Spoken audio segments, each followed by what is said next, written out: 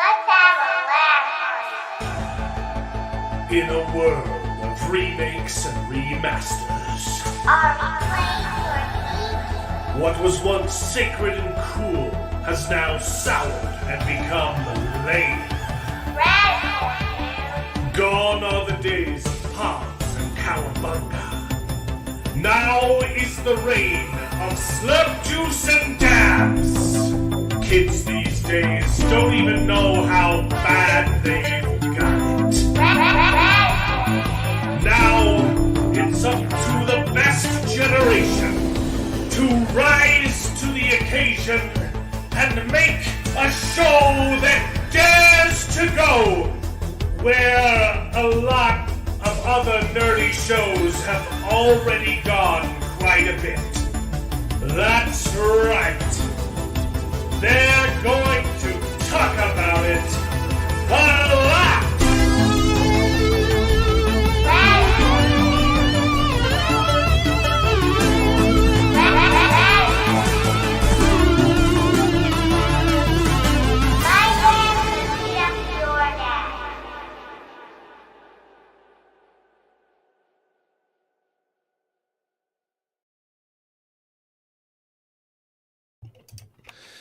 Hello, everyone, and welcome to the show. This is Best Gen, where nerds complain about nerdy things, and it's called Best Gen because all of us on the panel are mas o menos from the same generation, and we happen to think that it's the best one out of all the generations, but not because we're better than you, but our movies and entertainment certainly were.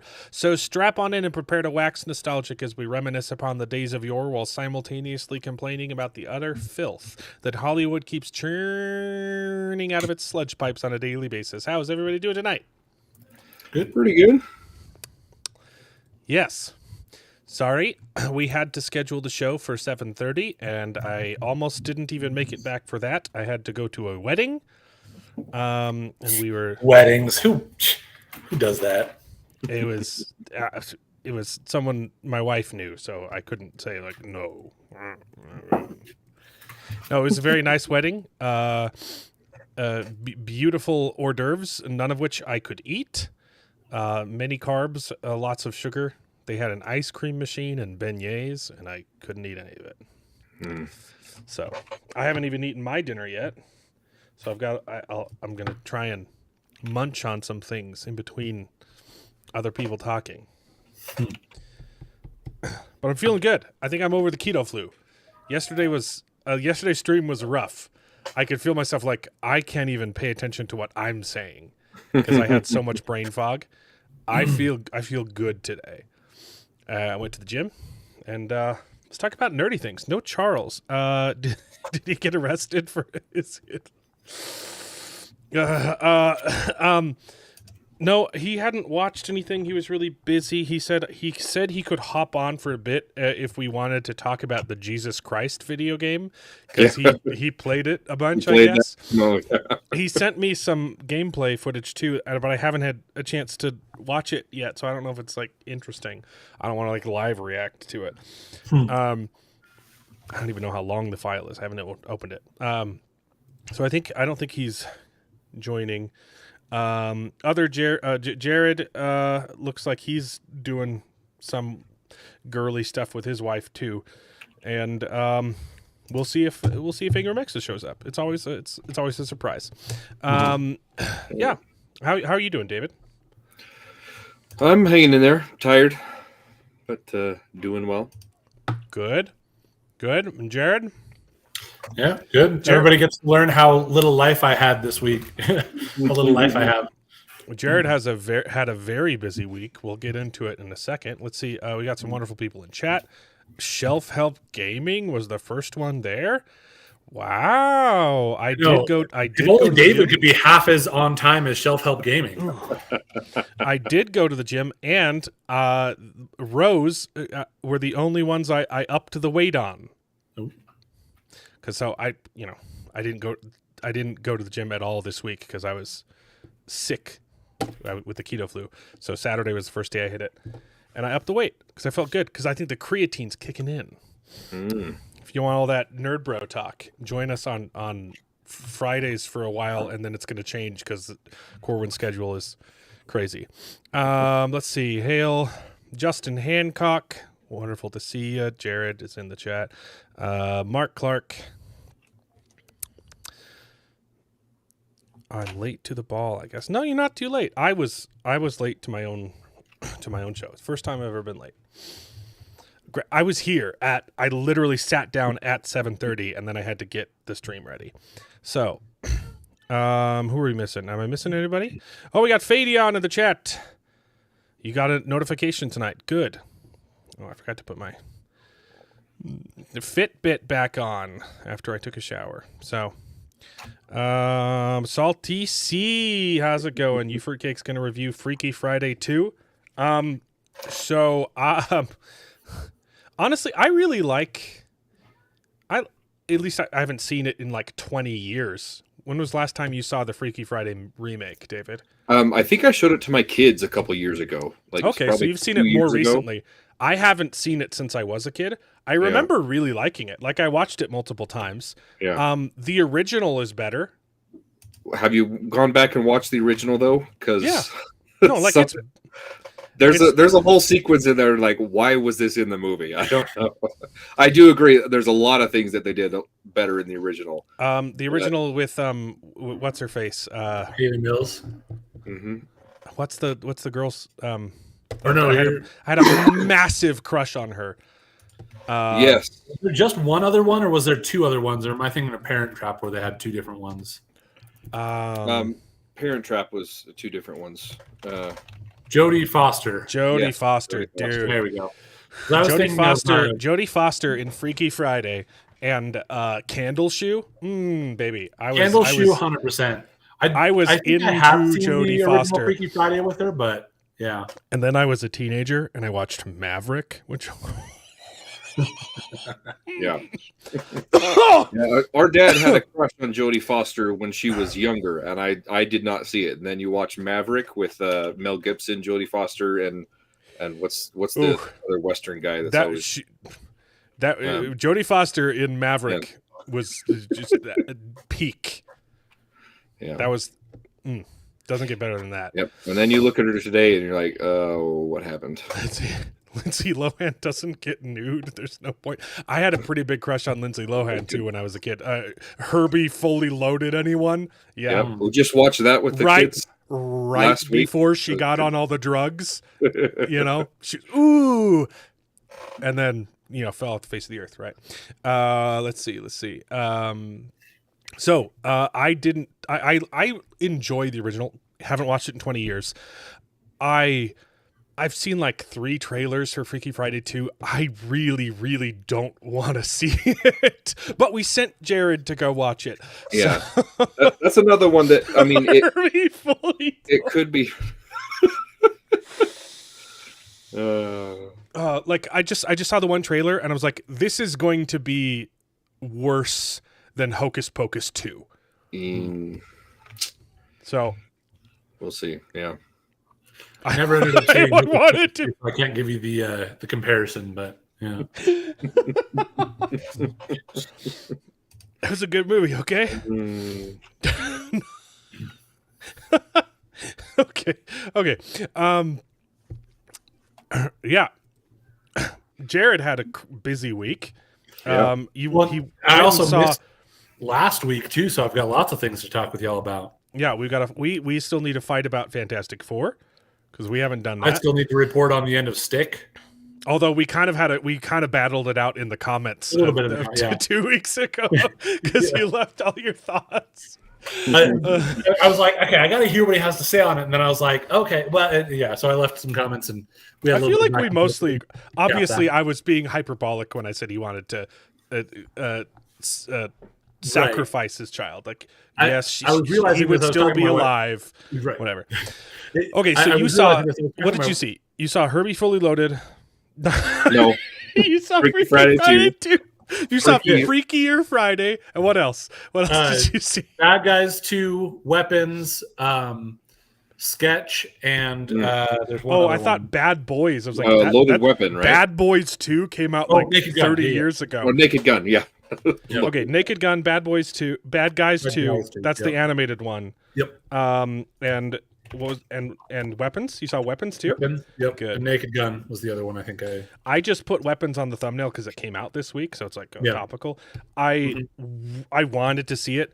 I did not have time. I'm gonna go see it on Tuesday, and maybe, hopefully, also get a peek at Naked Gun. Did you guys see the movie that the same guy that did Weapons? He did it a few years ago called Barbarian. Barbarian, it's good. I like Barbarian. I think you'll like Weapons. Then I think it's a little bit more cohesive. Really, the ending, right in that same vein of freakiness, though. The ending of Barbarian, I wouldn't say it falls apart, but it's definitely it shifts. Not like a tonal shift, but like a structural shift in like the third act of Barbarians. Structural shift. It's not bad. Oh yeah, so it's off-putting. Yeah, but that's kind of the point.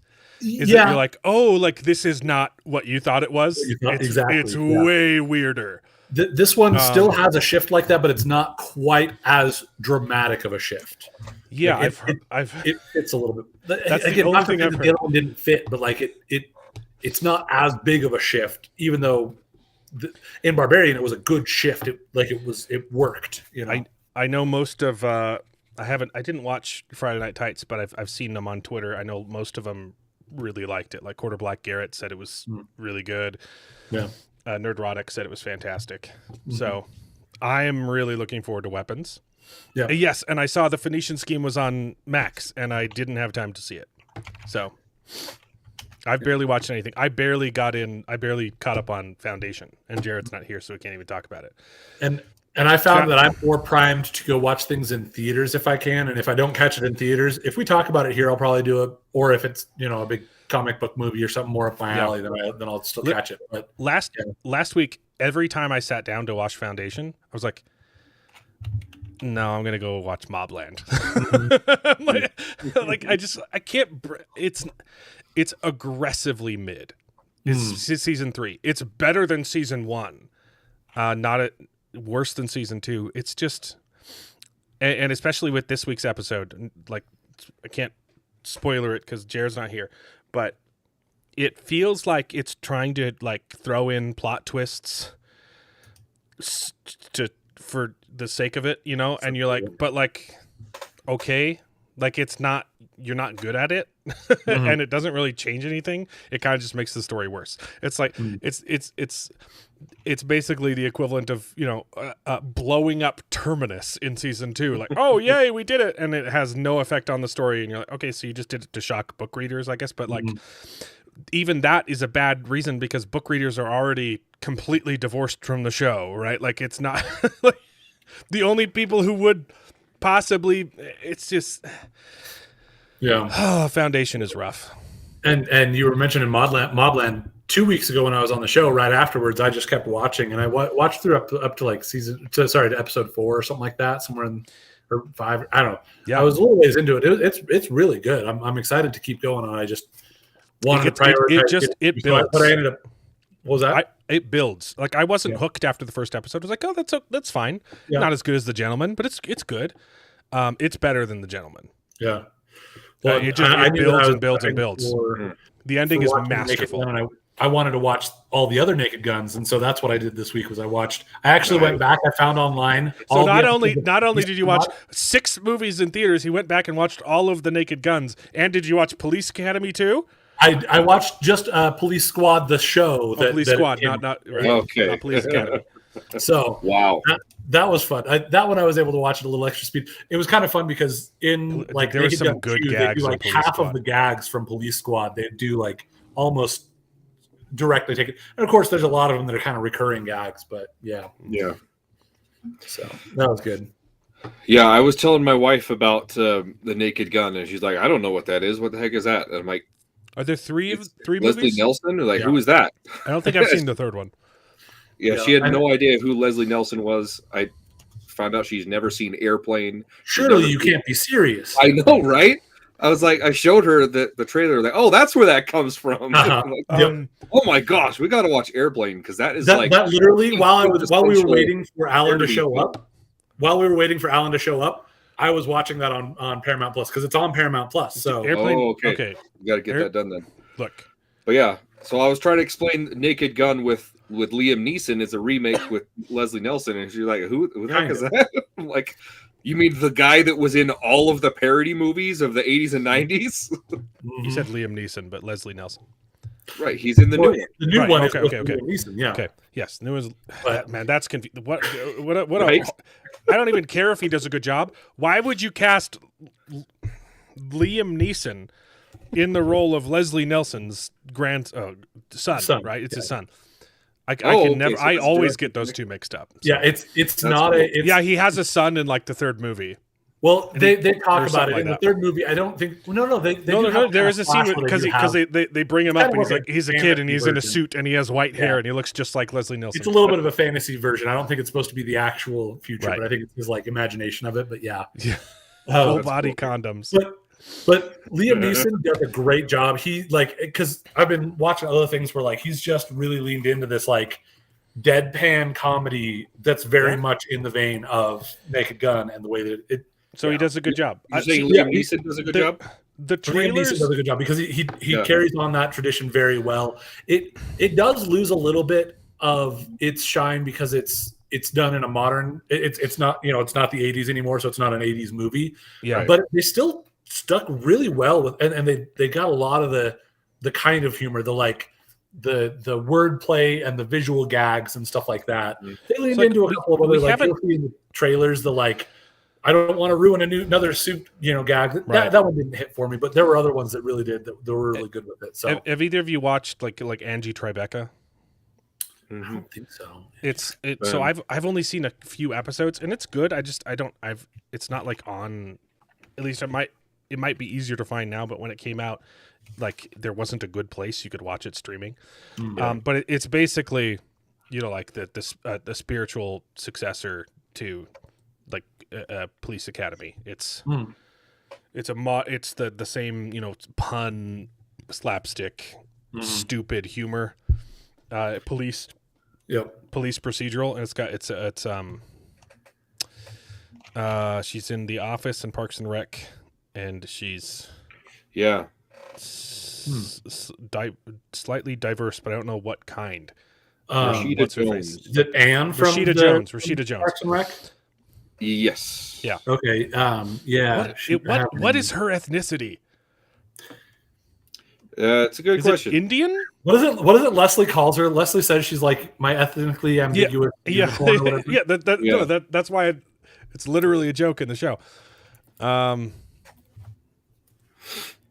Yeah. Angie Tribeca is, from what I've seen, is pretty funny. I think the best part of that show is it's not like, it's kind of like the Q character, except he's like, but he runs the morgue, and so they go in and get data from him, and it's the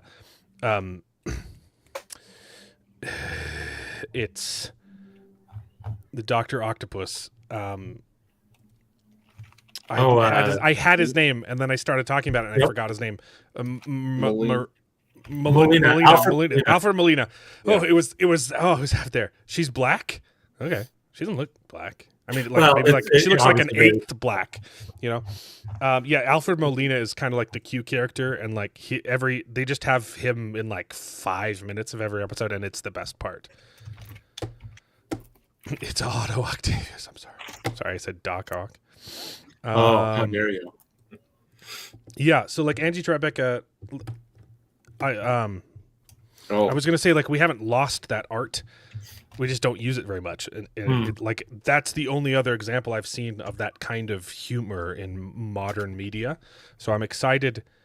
I'm curious to check out the movie, but the trailers did not sell me because they kind of leaned away from that kind of humor in the trailer. In the trailers, focused on like slapstick violence, and I was like, that's not what these movies were about. Like they were not very violent, even in a funny way, So they definitely did. So because apparently Leslie Nielsen, before getting into the Naked Gun movies, was actually a very serious like police kind of actor or whatever. Like he would do police procedural sorts of things. I don't really know, but like so they like played on the fact that like he would play a serious character like this, and now we've got him in this goofy role. And so, in a similar way, while it is still Police Academy, they're the Police Squad version, it's still like kind of working a little bit based off of what Liam Neeson's gotten known for with the Taken and things like that, but then into the slapstick version of it. So it is a little bit more action-y, more fight oriented, but not a lot.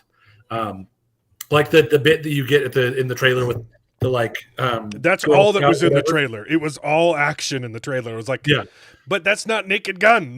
Yeah. Well, one of the ones that they have that's in one of the trailers, but like isn't as highlighted, I don't think necessarily, is like he sees Pamela Anderson's character in his office. He's like, "Oh, here, take a seat," and she like grabs a seat and walks out of his like. Absolutely, there's all that kind of humor. There's one where the bad guy is trying to offer him a cigar. He says, "Cigar?" And he says, "Yes, it appears so." Just like in the Naked Gun movies, he would always be like offering him a cigarette, and they'd be like, "It does seem to be." Give me a quick second. I'm getting a call from my wife, so I will be back. Yeah, well, I'm glad. Yeah, that example that you brought up was probably like the only example that they used in the trailer, right? The kind of humor that I would want in a Naked Gun movie, which is like it was violence and then it was fart humor. It was like a bunch of fart jokes, right? Yeah, which it doesn't. Yeah, the trailers did not sell me on it. I'm like, okay, this could be good, but yeah, I was not sold from the trailer. Now it's probably because they want to save all those comedic moments. And don't want to spoil them all in the trailer, which is good. But yeah, that's good to hear, because that was one I was cautiously optimistic about seeing. So yeah, I'm gonna try to check that out next week. I'm gonna prioritize weapons though, because I really want to see it. It looks good. Liam Neeson did it's not pulling up yet. Liam Neeson was funny in it was either Ted or Ted 2. He had a scene where it's just a bit where he just shows up, but it's really good. He pulls up and it's at a grocery store checkout, and he's acting alongside the stuffed teddy bear, and he's got like a box of tricks, and he's doing like his lines from Taken, but it's like on the box it says that that these are for kids. He's like, yeah. Well, like, are there going to be any repercussions if someone who isn't a kid, it's a good gag. Yeah. So he's done. He was also in the other.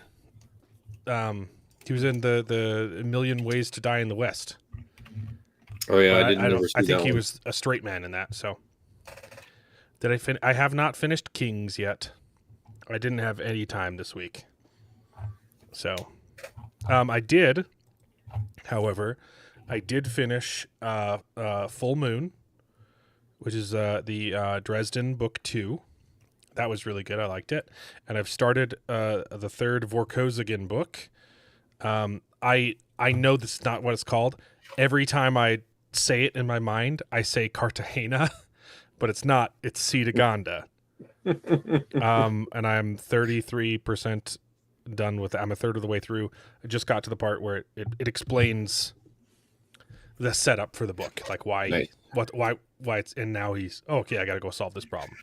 I stayed up late last night smoking a turkey and baking a whole bunch of cookies for my son's birthday party, and so I got 44% done of Crown of Thorns. Not Path of Daggers. No, the Crown one. Crown of Swords. Crown of Swords. Crown of Swords, yes. Yeah. That's one. I'm 45% done with that. Yeah, how'd you like Demise Wells 2? It was good. It was good, right? It surprised me how much they rehashed. They rehashed everything from a certain different point of views, and then it gets on with the book. I'm like, okay, so now we're going on after that, but no, it still does some of the stuff from the outro stuff, from the last book. The epilogue rehashes some of that in real time. I'm like, oh, okay, we're still in the past. But it's pretty good. I thought that was a really smart way to start that book too. Yes, because it made Lord of Chaos better. Yes, I agree. Because if they would have put it in Lord of Chaos, it would have been too much. Yeah. going back and forth, it would have really drawn out that scene. It was perfect as it was. But and then what it a was great way to start see a it from book. It's like, different- oh, the best part of that book, like a little bit more Yeah. from other perspectives. No, that was fantastic. It has been a little bit slow after that, just whole bunch of politicking and stuff, and White Tower and Black Tower shenanigans.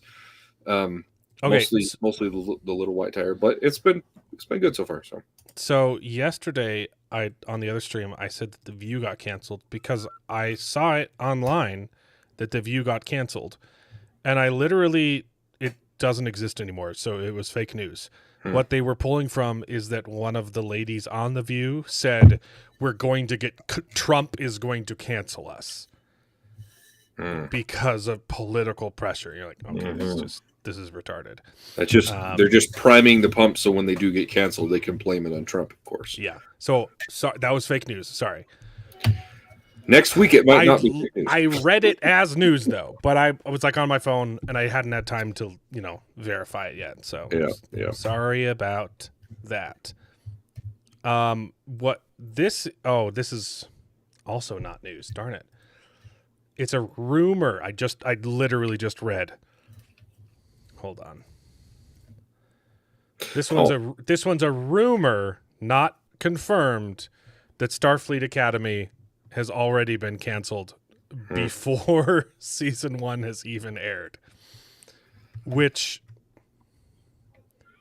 it probably tracks. Yeah. I've been hearing some the drama behind this? wacky things. Yeah, apparently it's a half breed with a race that doesn't breed. Yes, there are no females in this reproduce. race. It's only men. Yeah. And they made a big fat women. And they're bred for battle, so none of them are out of shape. Yeah. It's going to be a dumpster fire. Yeah. Oh, so it's going into production, so maybe it's not canceled. Fake news again, bro. That's why I prefaced it. Yeah. I've been hearing so many mixed things about the other Star Trek show. I know there's like 5 of them going on right now, but I think it's Strange New Worlds. Man, that show is so like a roller coaster right here. Like some episodes I hear are really freaking good episodes, and then you have the musical episodes and crap like that, Yeah, I'm hearing it's all over the place. It's some people are still watching it. Well, I mean, we know our cousin Jared's still watching it. Is he still watching it? I know he watched a little bit of it. But... I thought he was, but anyways, it just reminded me. Sorry to be the bearer of bad news there, but it looks like it's going to be the worst. It's a spin-off of Discovery, which is canceled. That was not well received at all. But yeah, I'm told Strange New Worlds, there's some really good episodes, and it's so it comes so close to being good, and then all of the contracts have expired for Wheel of Time. Wow. Yeah, it's I haven't been on the internet today. Wow. I'm sad I missed it because that sounds like a good time. Strange New Worlds had Spock's betrothed, and she is sexy. Oh yeah, she was in the musical episode. That's the one where she breaks up with him. She was hot. Yeah. And the music was terrible. So in not fake news though, this is absolutely confirmed. Breaking news. Pedro Pascal has been cast as Wolverine.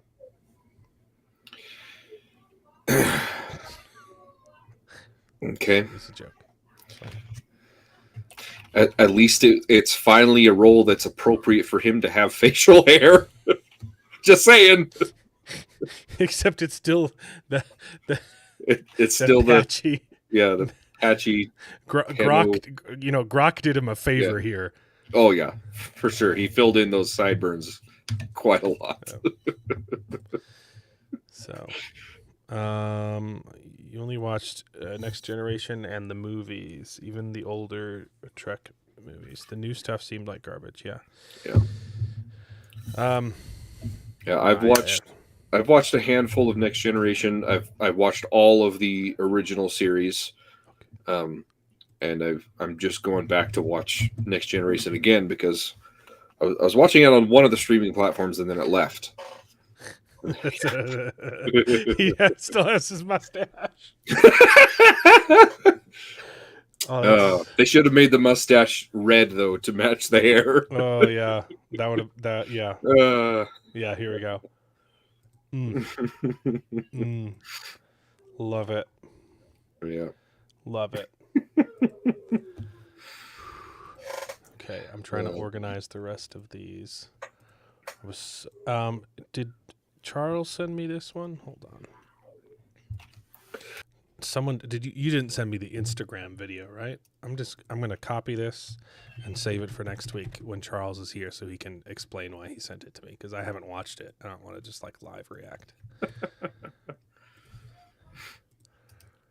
Yeah. All right, I'll close that one. Okay. You want to do nerd news while we? Yeah. I don't have a lot of nerd news. I haven't been on the internet, but this is real. Okay, we're out of fake news now. Real news is Night of the Seven Kingdoms has already been renewed for seasons 2 and 3. Wow. Each season will be six 30-minute episodes. Season 1 is going to premiere winter next year. So absolutely insane. He's got 2 shows going on at the same time. House of the Dragon and Night of Seven Kingdoms. Mm-hmm. The problem is, wow, that's all the books. There's only 3 of them. There's only 3 novellas, and he's out of a planned 7, and that he wants to get back to after he finishes Winds of Winter. Yeah. Let me check. We'll see what happens there. Planned installments. Let's see. Do we know when House of Dragon season 3 is supposed to drop? They're already filming it, right? I hope they've already filmed it. We would hope so, but then again, this is the modern streaming era, so. Okay, so after the first 3 novellas, the 4th one isn't written, right? Yeah, he's only written. House of the Dragon season 3 started filming in March. Expected to premiere next year. I'm seeing headlines. Yeah, I'm seeing headlines though that the Night of Seven Kingdoms is supposed to premiere first before. Oh yeah, it is. It's to fill in the wait since it's an abnormally long wait. Yeah. I don't know, there's one, 2,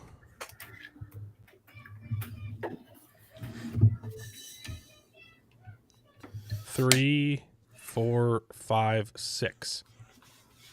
So there's going to be 9 novellas. Yeah, planned 9. And he's written 3 of them.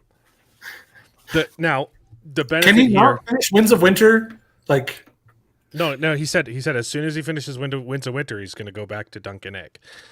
Cool, but actually freaking finish Winds of Winter. Like, I haven't read any of the books, but like, finish the series or at least have a plan to finish the series. At this point, like, because he wants to be a TV writer anyway.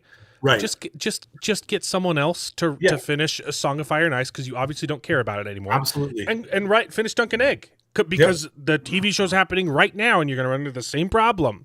Mm-hmm. Now the benefit is it's an unfinished story, but they're all standalone stories. The novellas are all self-contained, so it's not going to be like we don't know where to go for season. They might just do their own thing, right? But it's not like we don't know how the story ends. So that's all of the new show that they're doing. I already forgot what it's called.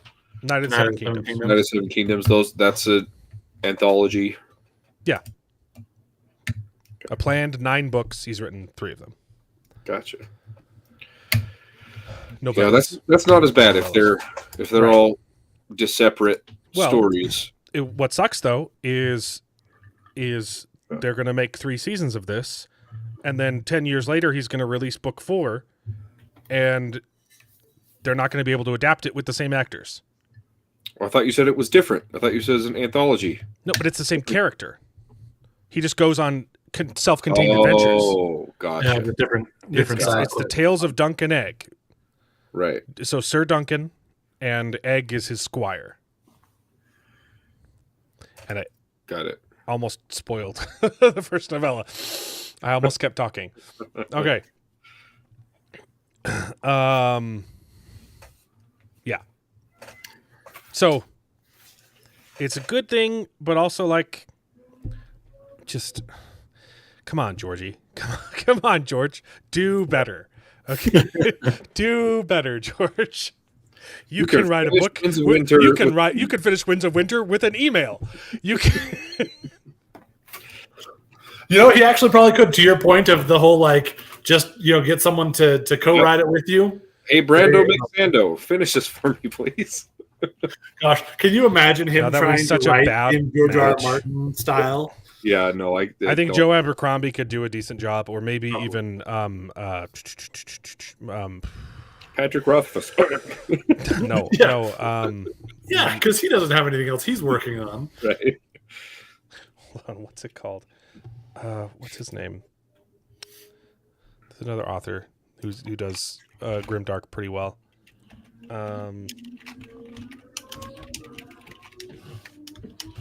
I can't remember. Hold on. Well, so Yeah, go a on. couple things that I want to toss out there since the last time that I was actually on stream. I finally finished Wind and Truth, so we can argue about that if we want. Mark I've Lawrence. listened to and finished reading Lawrence. Isles of the Emberdark, so we can talk about that if we ever want to. I need to read that one too. It's good. Is it? I really think so. It's basically, yeah, and you probably know, but yeah, it's using Six of the Dusk as a flashback, Which I really the like. part of I it, and really then like Sixth of Dust. all that stuff. Yeah. Also, Yeah, so I it think they incorporates did a the good text job. of Six of the Dusk in the Yes, novel. the too? entirety of contained Sixth within of it. Dusk is included as flashbacks. That's an interesting choice. I really So like that. you don't have to have read Sixth of the Dusk in order to read Isles of the Emberdark because it's included in it. That's in- good to know because I was going to reread Six of the Dusk because it's been No. Right. years since I've Which, done that. again, if you had or if you'd wanted to, it wouldn't have like ruined anything because it's all just there in the first part of it. Yeah. And most of the story is focused on moving forward from there, but it does contain it completely within it. Is it one chunk or split up throughout the whole book? It's split up through the first part of it. So like how there's like book 1, book 2, book 3, or whatever. It's all within book 1 of so the first section of it. But it's not all chunked together. It does do the alternating like current time, 5 years ago, current. So it was like this is set 5 years after. Okay. The Sydney Sweeney Baskin Robbins ad is fake news. That came out 6 months ago. It's an old ad Yeah. of her sneaking into Baskin Robbins and eating ice cream. They just and someone said, "Oh, Baskin Robbins followed suit. They copied the American Eagle to roll on the trend." No, that's Yeah, an old ad. I've That seen was it. several months ago. It's not a bad ad, but For Mark, anything to do with Sydney Sweeney is current news though. So but no, I don't blame him because people picked it up and pretended that Yeah. it was current news. Yep. Yeah. I don't blame him because it's Mark Clark, and so I understand. You've He's seen just, a few episodes of Strange New Worlds on your on your LG's Trek channel. I don't know who that is.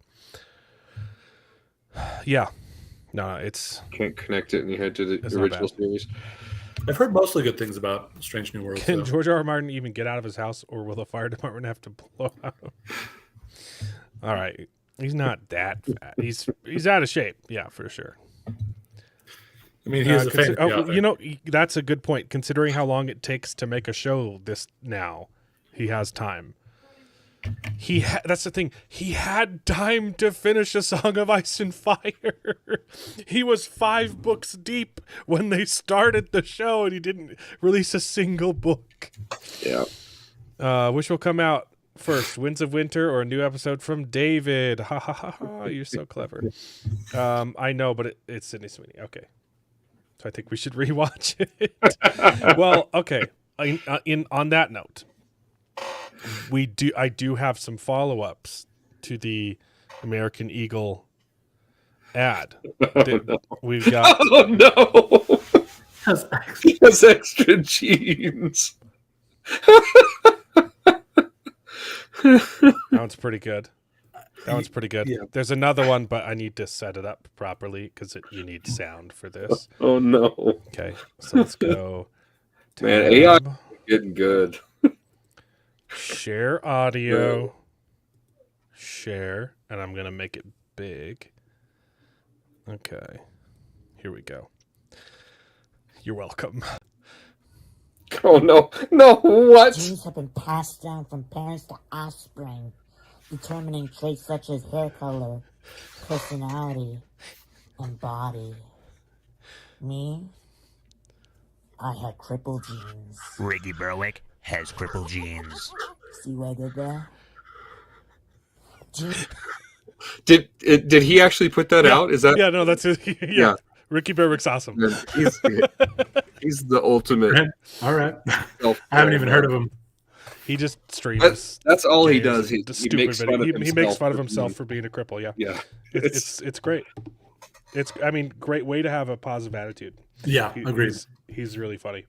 Yep. You're welcome for that, by the way. I'm starving. Okay, there was some more news.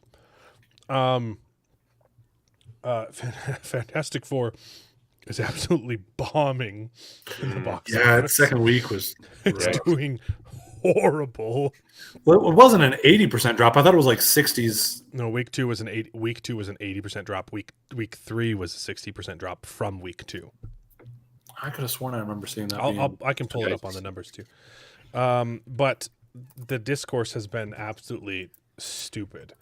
Because you get people like this who say the obsession with box office is killing movies and creativity. Who gives a crap how much the movie makes? And these are the people that criticize Making capitalism. a movie to make. You know, it's Yeah. like, oh, late stage capitalism is ruining everything. Who's going to make the movie? Yeah. Mm-hmm. Movies make cost clear- money.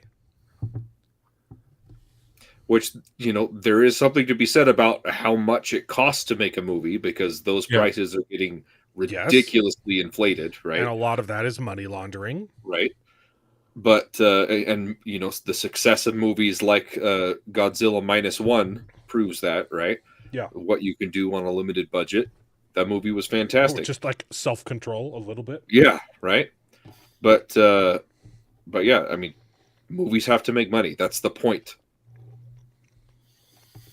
You can't continue to make movies if the movies that you're currently making aren't making money. Bottom line. Mm-hmm. So, yeah, pretty people are brain stupid. dead take. Yeah. Let me pull up. Here. Oh, and you know what? That's the domestic too. So I was thinking of the worldwide. Yeah. I think worldwide it dropped 60% in its second weekend, but Mhm. domestically it might have dropped more. It's still Yeah. within the projection. 70%. Yeah, but it's on the lower end. So I mean, I think it's already made more than any of the other Fantastic Four movies. So I guess that's good-ish. I won't say doom and gloom about how I don't but adjusted certainly for inflation. That's probably not true. I mean, adjusted for inflation, maybe, but that one's a tough one to. There's something to be said for adjusting for inflation, but even with that, It really, I think it's even worse because it's not just things cost more. It's they're selling less tickets. Right. yeah. Because But tickets there's are also more there's also expensive, a lot more and competition than there was back then too. I don't know about that. I disagree. I mean, yeah, I don't know. I think there is, but This is not. Oh, it's the top one. It's the highest so far. First Steps is the top. So the first one, adjusted for inflation, it's not even close. This is a 20-year-old movie. Watch if you go to the actual page. That's just domestic. Mm. Right. So go back to the adjusted for the inflation for all four of them. That was a cool graph there. I didn't know they did that. Yeah, but that graph isn't showing the adjusted. This is not Worldwide- adjusted for inflation. Oh, it's Yeah, not. that's Okay. not adjusted. Yeah, This is the worldwide. So it's I'm surprised. I've been able to have it it show made adjusted a for inflation. little bit more than the first Fantastic Four movie. Yeah. We're just ignoring 2015. Like we don't need to talk about that at I don't all. even know if that one was released in theaters. I think that might have been The straight 2015 to. one was. It's the No, it 2000. was. It's the like 90s one or whatever that was. It not. was Yeah. at the was time. It was the really biggest. It was the biggest box office bomb of all time. 2015 is Fan Four Stick. Yeah, it was not great. Yeah. Yes. I still think it was a good movie. I think it deserves to be doing I- well. I don't think it was I haven't. bad. Oh, the new one or the The new one. Yeah. I haven't seen the 2015 one. It's not worth it, bro. It Yeah, I is haven't so, even seen it. I it's didn't have so- as much of a problem with it, but yeah.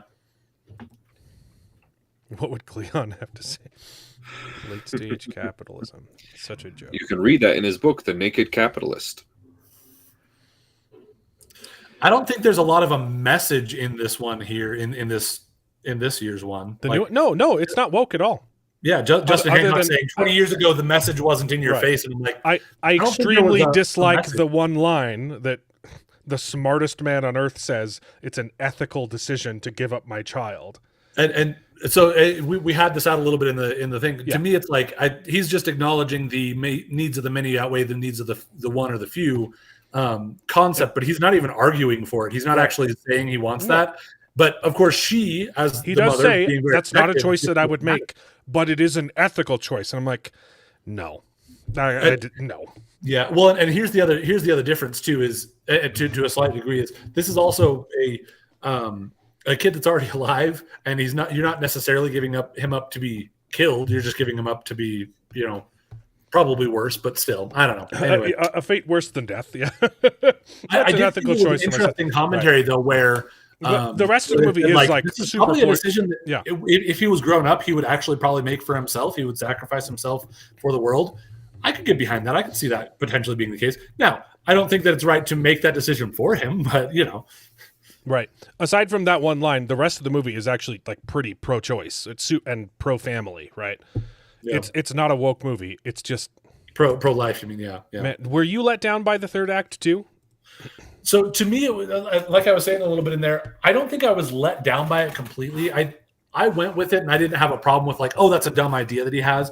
I think it was a little bit less than like, oh, look at how smart that was. It was a little like oh, okay, I guess sure we can say that would work. I'll buy it, even though I can see the problems with it. I do think what we talked about a little bit in the things.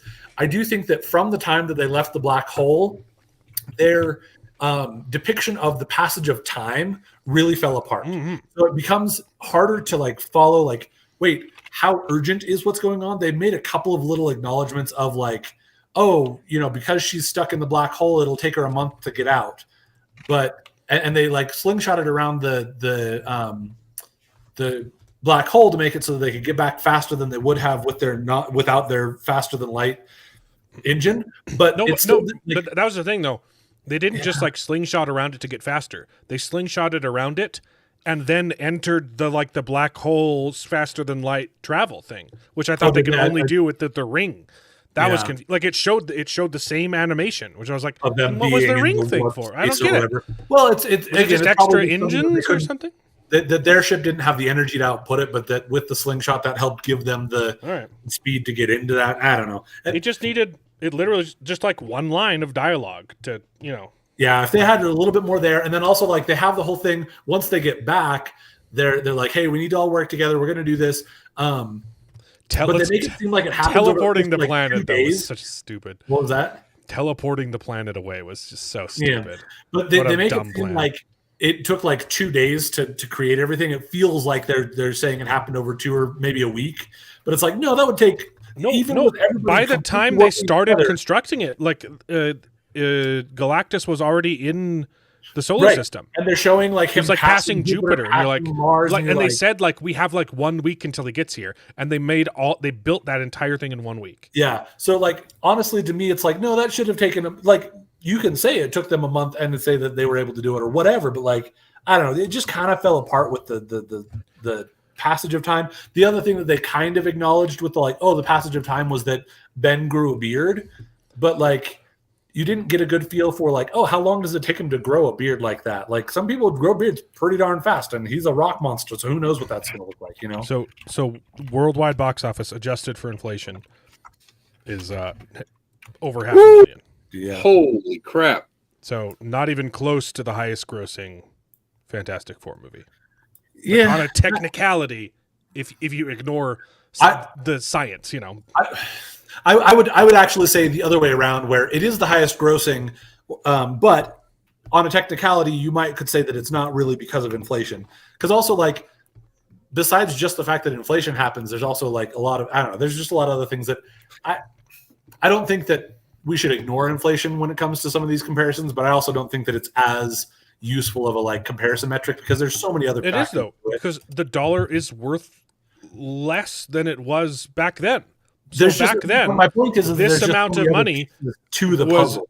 way more impressive. Yeah, I just think there's so many more pieces to the puzzle that makes it less applicable. But yeah. Well, if you just take the ticket prices themselves, you know, you used to be able to go see a movie for $10 was like the most expensive, and now that's the basic $15-$20.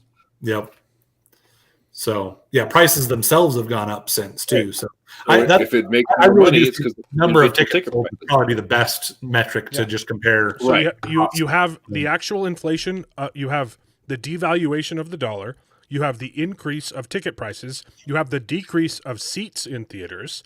Mm-hmm. So like the box office today, it's a fraction of what it used to be. I mean, well, it depends on where you're looking at, because back in like 2019 or whatever, in 2018, you were having those billion-dollar films all the time. So like, I don't know. Even adjusting for inflation, most of the time you don't get things up to $1 billion.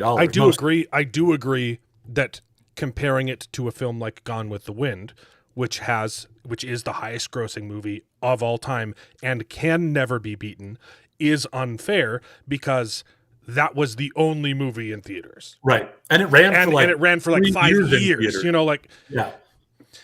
So there's just so many pieces to it that, like, while I don't think that we should ignore inflation and comparing those things, to me, it's just not all that helpful. I don't know. I get it.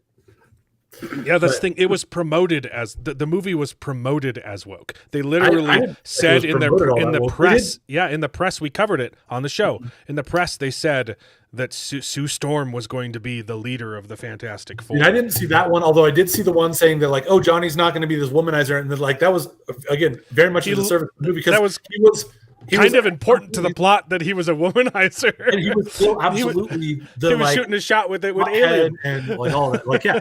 Like, he might not have been a like 50s like misogynist in that way, but like he was definitely like he was all about the women and all about the, you know, hot-headed stuff, you know. I don't know. Yeah. So that's why they only adjust at least on the homepage, they only adjust our numbers for inflation. Yeah. Right. So this is the domestic box office adjusted for inflation. Because that's harder. It's harder to calculate the global box office. Well, and to Mark, one of Mark's questions about will we ever see another $1 billion movie? We just did with Lilo and Stitch was a $1 billion movie. Yeah. And so I think that unfortunately there's a really good chance that the Avengers movies will end up being $1 billion movies, but we'll see. Ooh, okay. Are people excited enough? Right. For looking Robert at Downey Jr. as Dr. Doom. Yeah. That's a good question. That's a good bet. Did they tease Dr. Doom in this one? I'm assuming it's probably in the post-credit scene. Yeah. It's the post. The last thing you see that Does it show his character though? No. Nope. You just see his hood. It shows his hood and a little bit of his mask. But I mean, we don't see him before he transforms into Doom at all. You know, nope. His character. You see him as Doom. Yeah. Yeah. Again, at the very end of the movie, you see a figure from behind with the green hood, and it's got There is a bit in like the UN scene where they're panning over all the different countries, and they show Latvia, and the seat is Latveria. Yep, and it's an empty Sorry, seat. it's not the real Not Latvia. the real Latvia. It's Latveria. Latveria. Yeah. His seat is empty. Well, and so here's one of the other things I know you complained about a little bit with the whole, there's always been something broken about me, and I'm just going to stop looking to see what's broken with you. I actually thought that was really sweet because I got what you were saying in those comments too.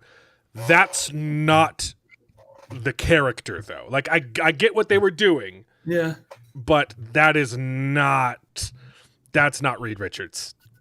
I mean, I suppose I don't necessarily have the background to be able to make a commentary on that. I haven't heard a whole lot of other people talking about that though. So, but that being said, like I really appreciated, because I can imagine, and this is me as somebody who is not a father, but imagining, and so you people that are fathers feeling like worried about what weaknesses and things you have in your life, and worrying about your kids manifesting some of those things, or you damaging your kids because of your weaknesses, and then him trying to say, you know what, I realize that me worrying about this is just going to make it worse, so I need to just love you for who you are and take it as it comes. Not a bad moment for a movie, a bad moment for Reed Richards. Like, that is not his character. He's not autistic. And the whole social, they literally like put his social the actor's social anxiety into that character. Hated it. He wasn't even so like, that's the thing, is I heard a lot of people describing him as autistic, and I'm like, I can see that, and I think that I saw hints of that, but I didn't feel like it was so over the top where it's like he has no social graces. That's the conversation. He literally says, there's something broken inside of me. I can only focus on things, like I can't talk to people. I can only focus on the math. Well, and that's the thing, is I don't know. I did not take it as being Reed Richards is charismatic. Well, and he would never be so idiotic as to come back from a failed mission and say, "Hey, we failed the mission because we didn't want to sacrifice our son to the sun god." That was a was a not even thinking that might cause a riot. Yeah, I think what an absolute horrible portrayal of the character. That being said, I agree that that's not a smart thing to say. I think that besides that, most of his public interactions he knew how to interact publicly, not that he was doing a lot of it. Sue was more of the public facer, but that he was still like charismatic enough to be the leader of the team and be the one who he did a lot. Like, he was teaching on the show and those sorts of different things where like he has social graces enough that he can still talk about all that. It's just, I thought that, to me, again, that worked really well. I really liked the concept of, he is so smart that it's not that he's like, oh, I don't know how to talk to people. It's like, I am just so worried about other things. And so I'm so focused on these other things. And so I don't know. I think that the way that people have described it makes it sound more of a drastic, oh, look at this autistic guy, rather than, he just seemed like a really grounded, to me, like, smart guy, knows what he's doing, knows what he's talking about, but doesn't always necessarily interact the best, but not autistic either. I don't know. I think they turned him into Elon Musk, which he's not. They literally had him do my heart. I'm just kidding. We saw Galactus, but we didn't. His baby. He wanted our son. No, I don't know. I thought he was. I don't think that he did like the best. This is what I was getting at with, like, I really liked the character. I think I liked the way that they wrote the character, and I don't think that Pedro did a terrible job of portraying what they gave him as the character. Yeah, I think he did a good agree. job. I think he did what they wanted him to do well, and I hate that that's what they wanted him to do. Yeah, and that's fair. That's the difference between what you're looking for. What were you trying to say? That's a horrible way to cast that character and to portray that character. I was saying that something like that could have worked, how you're describing it, but from what I've heard from it, he's not. He doesn't really show that he's a genius, because his plans don't make sense. His plans are idiotic. I don't think there's and that I'm bad. Not a genius, but his plans are stupid. Especially with the translation of the alien language that Johnny Storm kind of pulls out of his That's butt. the most impressive thing in the movie, and Johnny Storm does it. Yeah, that should have been Mr. Fantastic. Reed Richards should have been like, "Oh my gosh, I cracked the code. This is how Well, they also. I don't hate that Johnny Storm. I don't hate that Johnny Storm did that because like it's pretty realistic. You get I liked it. I like that it shows that Johnny's also smart. You meet an Italian woman and you want to learn the language real fast. Okay, and that's the thing. Johnny is not an idiot. The problem was he may be a hothead, but he's not an idiot. He's an astronaut. Sure. He's not an idiot. Yeah. So I didn't hate that he did that. The problem was it's the most impressive thing that anyone in the movie did, and Reed Richards was a moron. If Reed Richards was smart and Johnny Storm did that, wouldn't be a problem. See, to me, the way what they did in the show or in the movie, to me, that made it so that it didn't bother me, that was they spent a lot of time showing all these things that Reed had already done that were so theoretically smart, that were actually smart. Now his show don't tell. Show don't tell.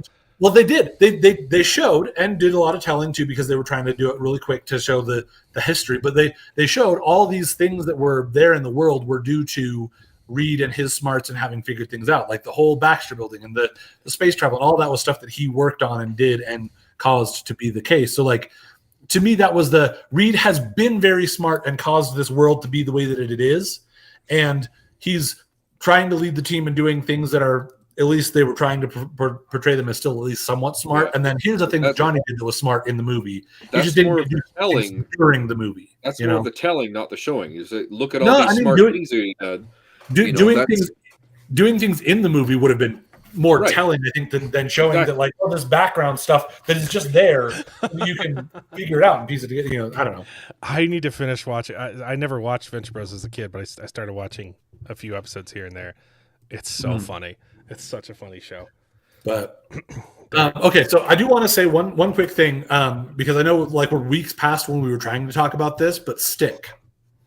Okay, wait. Hold on. There's some memes. Okay, hold on, really quick. There were some preliminary casting that they passed on for Fantastic Four that you got to see. Oh, of course, yeah, right. Nice. This one's pretty good too. That's good. That is good. I would watch the heck of this. That's amazing how well all those roles fit, right? Oh, it fits so well. Yeah. Oh my gosh. Especially the Thing. Like, holy crap, that's good. Yeah. The face needs to be better, but yeah.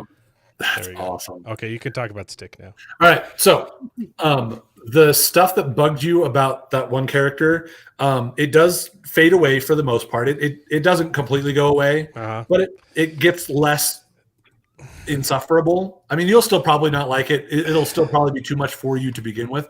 That being said, I'm not going to say that it's so grating though. Oh yeah, those first couple episodes, and again, it's so grating in those first couple episodes. Then they sprinkle it in here and there in some of the other ones, and again, it's not nearly to the level.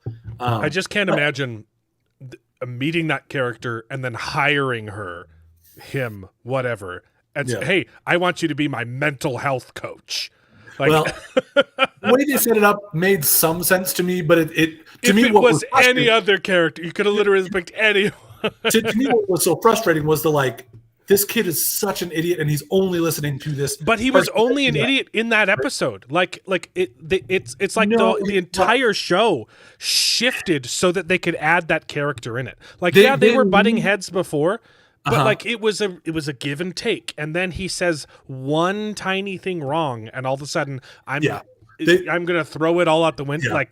And the only way we can fix it is with this special needs character. Like, come on. That shift from like a little bit of give and take and like him being an idiot kid that doesn't really want to listen to suddenly he said one thing wrong that wasn't even that crazy, and this kid just like completely it was true shutting down It wasn't even like, if you go back and watch it, he wasn't even that rude about it. He just he wasn't. He was nice. He was like, hey, get your head in the game, man. You're better than this. Right. You can do it. He wasn't saying, get your head in the game. You're better than this, you piece of crap. Upside the head or anything like that. He was being a nice guy. What I will say is, by the end, you actually get his actual dad coming into the picture, and you see a little bit more of that. Again, they make it seem much worse than it actually was, but you can see that it's just one of these things that the kid's way too sensitive about, and that's what it comes down to. And I got that from that scene from the first couple of episodes. That being said, like it's It's Right. have a good I get one. no, like it was all there from the beginning, but but then it was just like 100%. It just like it was a total. It was too, yeah. It was a and then it was a and then you complete toss in shift. this other character, and the way that they're talking is just, yeah. That being said, okay, so I will completely acknowledge all that, and I will say, Did you watch the whole show, or did you watch the just whole a few show? more? Yeah. Okay. It gets less bad as it goes along. I will say, if you can find a way to watch like something cut up of just Owen Wilson's story in that, it is good. Like, I was really liking the show until that moment. It disappeared in those 2 episodes. His like storyline disappeared in those 2 episodes. Yeah. It comes back in, and it is gold. Like, there's a scene where, so I don't know if you're planning. I wouldn't even say it will make it worth it to you to sit through this other character. Yeah, I'm done. I'm done with the show. I'm not going back. The only thing I would say is, if you can find a way to watch a supercut of just Owen Wilson stuff, you might enjoy it. You would enjoy that, but you won't enjoy watching you won't enjoy it enough to sit through watching the rest of the show. That being said, I might find a highlight reel or something. Yeah. To spoil it a little bit, like the whole go thing ahead. I is, don't care. he lost his kid to cancer when he was 4. Yeah, that right? I think they'd already talked about that in the show. And so him and his wife, they end up splitting, and so there's all of that background and history, and so but part of it, you start to hear him talking about how like he would go to these grief meetings, and they were trying to talk to him about accepting it, and he didn't want to accept it because he didn't want to make it more real. He didn't want to like think through these things. And one of the things that he heard everybody talking about, being so sad about missing graduations or missing, all these wonderful things. And he's like, you know what? I am sad that he eventually gets to this point where he gets to break down and say like, you know what? I am sad that I am missing with my kid is the dumb stuff. The like, hey, turn down your music. You're not the only one that lives in this household. Or like, oh, you drove my car off the side of the road. Like all those things that he's like, I wish I'd had those moments of like struggling against a kid that is being a kid and having to fight against him and all that. And so there's an episode where he finally decides, he sits down and he thinks about it, and he actually allows himself to think through it. And so you get to see him like seeing his kid at 7, like flushing dinosaurs down the toilet and like dealing with that. And his kid at like a family barbecue party that they've got like a bunch of kids from school over and all that, like trying to flirt with a girl and like just doing a terrible job at it, and see him and his wife interacting and laughing at his kid, like doing a terrible job. His kid going and getting a dumb tattoo or something like that, and like the mom getting all mad at him, like seeing all these things, and you get to see that, and it was just a really sweet moment to get him to have him see. It was a fantastic premise for a show. And again, that episode, I don't remember if it was like episode 6 or 7 or something. It was gold. It was really, really great. I'm not going to say it's worth it for you to sit through the rest of it, but if you can find a way to watch that little bit, it would be good. Anyway, so the Owen Wilson stuff was great. They made the other stuff less bad as you went along. But yeah, anyway, so that's my report on that. I wanted to kind of toss that out there. Okay. What else did you already talk about everything? You talked about weapons. Don't spoil anything for weapons. But yeah, no, it's really good. You talked about Naked Gun. Naked Gun. You didn't really say if it was good or not. You just said it does. There is more slap. You had to leave. You said there is more slapstick than the trailers showed us. Yeah, the trailer showed us more slapstick's the wrong word. What's the word for that kind of that like more of the pun, the pun based deadpan dry humor. I will say I don't think it quite got to the heights of the originals, but I think that it is in that vein in a good way, like in that vein in a modern day. So it's missing some things because it's not able to just go as far as the 80s would have, but like they did a pretty good job. I would say it's. I think I liked it a little bit better. I'll try and make time for it. Yeah, I think it's good. It's not great, but it's good. I think it's good. See, how long is Weapons? 2 hours. 2 hours. Okay, that's a 2-hour one. Yeah. I don't know if I can fit both of them in. But Naked Gun is only an hour and a half, or might be an hour and 45. Well, maybe I have to. Maybe I watched that one first. Then maybe I could fit them both in on Tuesday night. I want to hear your thoughts on Sketch, because that's the one. Oh yeah, that was the last one. So that's one. I will say I wasn't really interested in this movie at all until they had an entire episode of Corridor VFX reacts with it. That was some good marketing. Yeah. Nice. For So sure. I will say this is the kind of thing where, because it's Angel Studios. Oh, it and- is. Yeah, it's Yeah. Angel Studios. So Yeah, they I'm distribute it. going to highly encourage I had no everyone idea. to go watch it because it's Angel Studios and we want to support that and what Angel Studios does. What more impressed me? I don't even care if it's Angel Studios. The guy on the VFX artist reacts talked about how he's been developing this movie for 10 years. Yeah. Oh wow. He's been writing the script and doing the sketches and Yeah. So wanting I to make will- it for such. I was like, that's the kind of movie I want to see. That it's just one guy's vision and not some stupid studio. Yeah. He also talks about how he started up as a YouTube artist and just directed a whole bunch of YouTube VFX shorts. Back in the Okay, so and I'll say is it good? the VFX were like really good. Like they're not trying to be hyper realistic because there's drawings coming to life. They're kids' drawings. That's the They benefit work of the really story. well. Yeah, they really worked really well. Like I'm not gonna sit there and be like, oh, it was the best CGI ever, but like no, it was good though. Like there wasn't anything that took me out there. I'm like, whoa, that was just poorly put together or anything. It was all good. I honestly was cackling through a lot of the movie. I thought I had a lot of fun in the movie. It was a very fun movie. The kids had some really great lines and they had some really good timing with their like bits. It was not the best written movie, but it wasn't bad. And it had a lot of good heart. So it has some good messaging and good heart to it. And it has a lot of good character moments, a lot of good like dialogue exchanges, but there are definitely some like clunkier dialogue pieces and some like story things that aren't like it's not the best told story, but it's a good story. So it's I don't know. I'm not necessarily the most refined in figuring all those little pieces out of what was good and what was, but like, so there's definitely stuff where I'm like, that wasn't great, but these lines were just awesome too. So I don't know. Yeah. I'm going to highly encourage everyone to see it because I think it was a very enjoyable experience. Yeah. And it's Angel Studios. So yeah. Yeah. I think Elliot would love it. So yeah, I'm considering taking my whole family to see it because it looks just like a really fun, wholesome movie. Mm-hmm. And also I really like Tony Hale. Yeah. And I forget the other chick that was in The Good Place. That she's the robot AI assistant in The Good Place. Is she Janet or something like that? She's Janet in The Good Place. Oh, is Tony Hale the dad? I will say, the dad. Yeah. There was great. A little bit of a weird bit with the two Tony Hale, whatever, and Janet. I don't know. Without sketch. It's nothing, but it's like sketch. They make a weird. Oh yeah, Sketch is the name of the movie.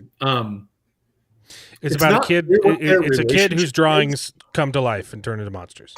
It's not clear what their relationship is for a good chunk of the movie. They say it one time that made me think that it was not true. Like it was a joke or it was not a trying to pass something off, but it was legit. Again, it's not a romantic relationship. She's apparently his sister, but she's there. Okay. I thought they were the parents of the two kids. Oh no. Yeah. So again, not to spoil anything, although it is kind of clear in the trailer that it's just him and that's his sister, and those are his two kids. Gotcha. And so, but most of the movie, she's his real estate agent or acting as his real estate agent. And one time they make a comment of, "Oh, that's my brother," but it seemed like a throwaway, like trying to make an excuse for him. All right, you're right. It can't be the mom because the whole premise is that she's processing the trauma of her mother's death. I was pretty sure that was clear in the marketing, but I didn't want to re-spoil that if it wasn't. So I remember that from the marketing. That's why she's making these drawings is because she's processing her mother's death, and then they come to life and start terrorizing the town. And I mean, it's a fun, like it's a family friendly. It's not deep and dark or anything like that.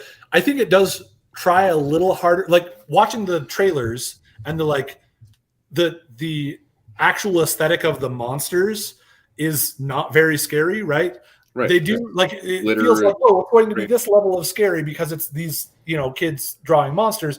They do try to go just a little more scary than that. They try to go a little heavier, a little bit more like intense than that, but from that level. So like they're trying to be a little scarier than that level that you see in the trailer. So it's not super intense. There are a couple of spots where it's like, I feel like you're trying to go intense here, but it's not really getting all the way down. So yeah. Gotcha. Anyway, yeah, I would love to hear what you guys have to say about it. I think I'd just be really, really curious to see what you guys think about it, because I do think it has a really sweet and good message, and I think it has a good family.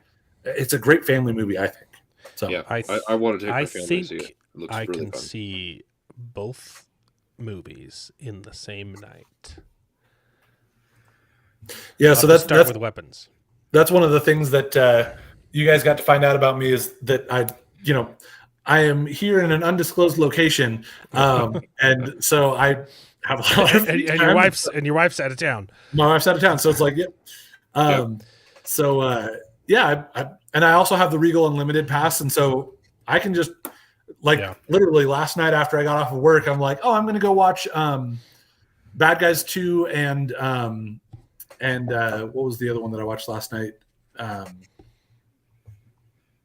Apparently, one that's memorable. What was this? Then I afterwards was like, hey, I've got time to watch Weapons. I can watch Weapons. Sure. Oh, Naked Gun. Yeah, that's right. So I went to watch those two, and I'm like, yeah, I can do that. And so, didn't spend a dime on tickets for that, but got 3 different movies and just hit them one right after. Slightly unrelated. I did see an interview with the director of the Naked Gun. Yeah. And he was talking about how he had to fight the studio to keep the runtime short. And he's like, no, like why drag it out? It's an hour and 25 minutes long. Yeah. And he's like, that's longer than all of the original movies. Like, why do we need to have a 2-hour movie? Yeah. I have heard a lot of other people say that the shtick started wearing out towards the end of the movie, so they were really glad that it was short. I didn't necessarily get that, although, again, it didn't like, oh man, this is the greatest movie ever. So I think that there's probably a degree of that came from like, yeah, it's a shtick. Like, you don't want to overstay your welcome with it. But yeah, I don't know. It didn't have quite as many sight gags, now that I'm thinking about it, as the originals did. Like, if you look in the background of some of the originals, like you can watch those movies 10 times and you'll find a new joke every time that you missed. One of the things that I really wish that they had in there is the bit where they start talking to the scientist, and the scientist goes through the door, and Leslie Nielsen just goes around the wall that's there. I really wish they had that. They didn't have that bit. I thought that was a great bit that I wish they'd put in there. Yeah. So, maybe I could even. Oh, and just to toss out there for Bad Guys 2. If you like the first one, you'll probably like this one as well. First one was fine.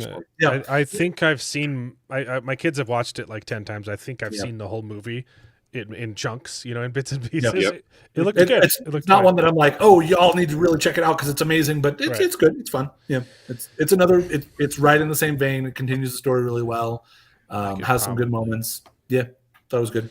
When does school start? Does school start on Wednesday or Thursday for Elliot? Hold on. And then maybe I could just take Elliot to go see it on Tuesday. I could see 3 movies on Tuesday. Freakier Friday. No. Oh yeah, Freakier Friday. How was that? It was okay. My wife really liked it. She thought that there was that it. Apparently, the people at the theater that she was at said a lot of like 70-year-olds are coming to see the movie. It's apparently really popular with the Jamie Lee Curtis crowd. Yeah, I think that towards the end it got a little bit better. The beginning felt, to your point of like it's taking the premise and going a little bit more convoluted in a way that just felt a little. Yeah, but if I have to watch 3 movies, I could switch my workout to Monday. Okay, I've just picked Tuesday, Thursday, Saturday just to be consistent. Just take some free weights in the theater. And I've heard some theaters are starting to do discount Wednesdays, so you keep an eye out on that, so you could keep your Tuesday, Thursday, Friday. It's discount Tuesdays here, baby. Yeah, I've mostly just heard of discount Tuesdays, but I've heard some places are trying out to add Tuesdays and Wednesdays as discounts. But but yeah, so the beginning was a little bit extra convoluted, and the concept being now 4 people switching kind of made it weird. But once you get into here's the scenario, and especially as you're getting towards the conclusion of it, there was some really sweet moments, especially with Lindsay and the girl that plays her daughter. I thought that was really good. I'm not going to give it a ringing endorsement, but I had fun with it. There was definitely some fun bits in it. Okay. Yeah, no complaints against it, really. There were a couple things where I was like, they're going to go and do this, aren't they? That's what they're going to do. Oh, they didn't. Okay. It's all right. Sure. Yeah. I think, honestly, even if the writing is good or even if the writing is horrible, what's deterring me most is I'm gonna have to sit and watch,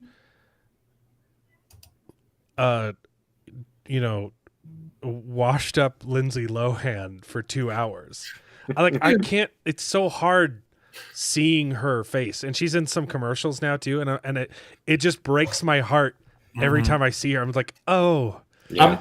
I'm going to be honest. Man, you messed Bynes, yourself up. Like, and you've come back. You've done a She really has good come job of coming back, but I can still see that. Yeah, and I also want to be. If this sounds like I'm And going to be a body sure, positivity is that a kind little of guy. misogynist? Sure, Yeah. but Well, like so- my heart breaks for her. Yeah.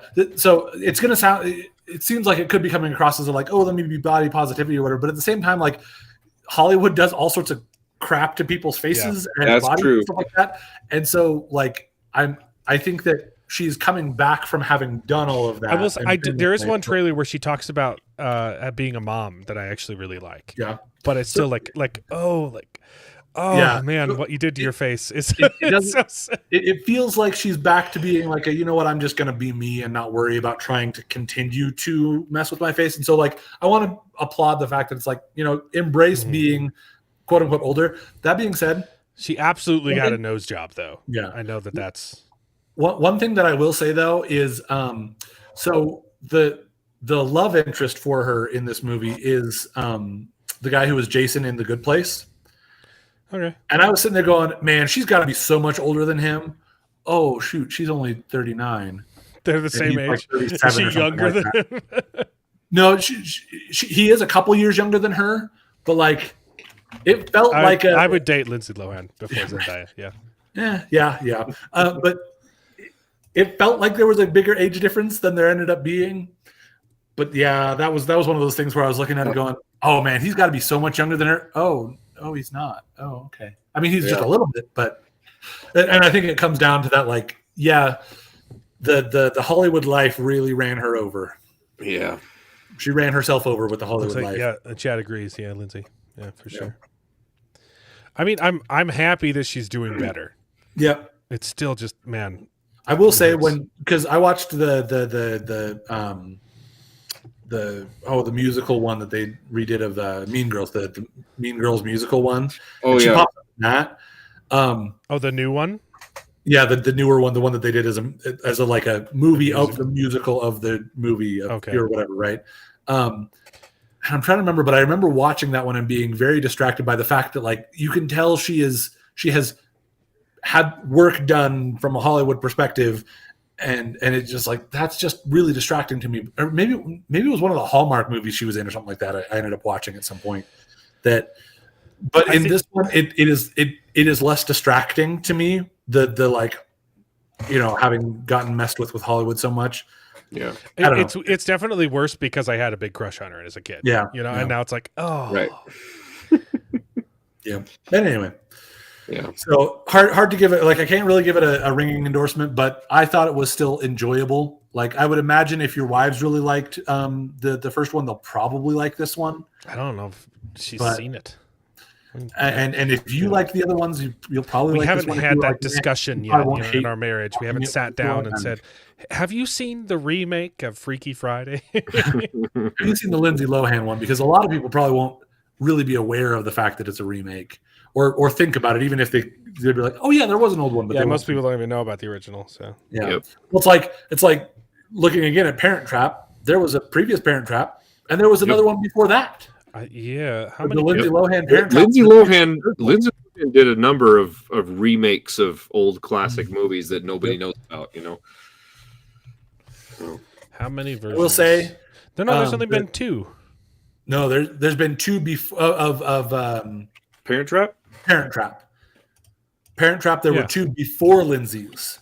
There was one with Haley Mills, and I think there was one with what's her name? The Oh no, okay, no, you're right. You're right. Why did it just say two? No, before Lindsay Lohan there was one, and then there's Parent Trap 2. There's I'm pretty sure there was an older. Okay, older no, so there's a Parent Trap with Haley Mills, and then and then two sequels. Didn't they make one with also featuring Haley Mills? like Shirley Temple or something? Or I'm not seeing it. I went back and Olsen watched twins? way older. There's a made-for-TV for a sure. Hawaiian honeymoon, but Oh. I don't see any other adaptations. I could have sworn because I thought I went back and watched them all at one point, like the two other ones. I could have sworn there was a. Jodie Foster did a Parent Trap. Yeah, that's what I was saying. There was a Jodie Foster one, I thought. Yeah.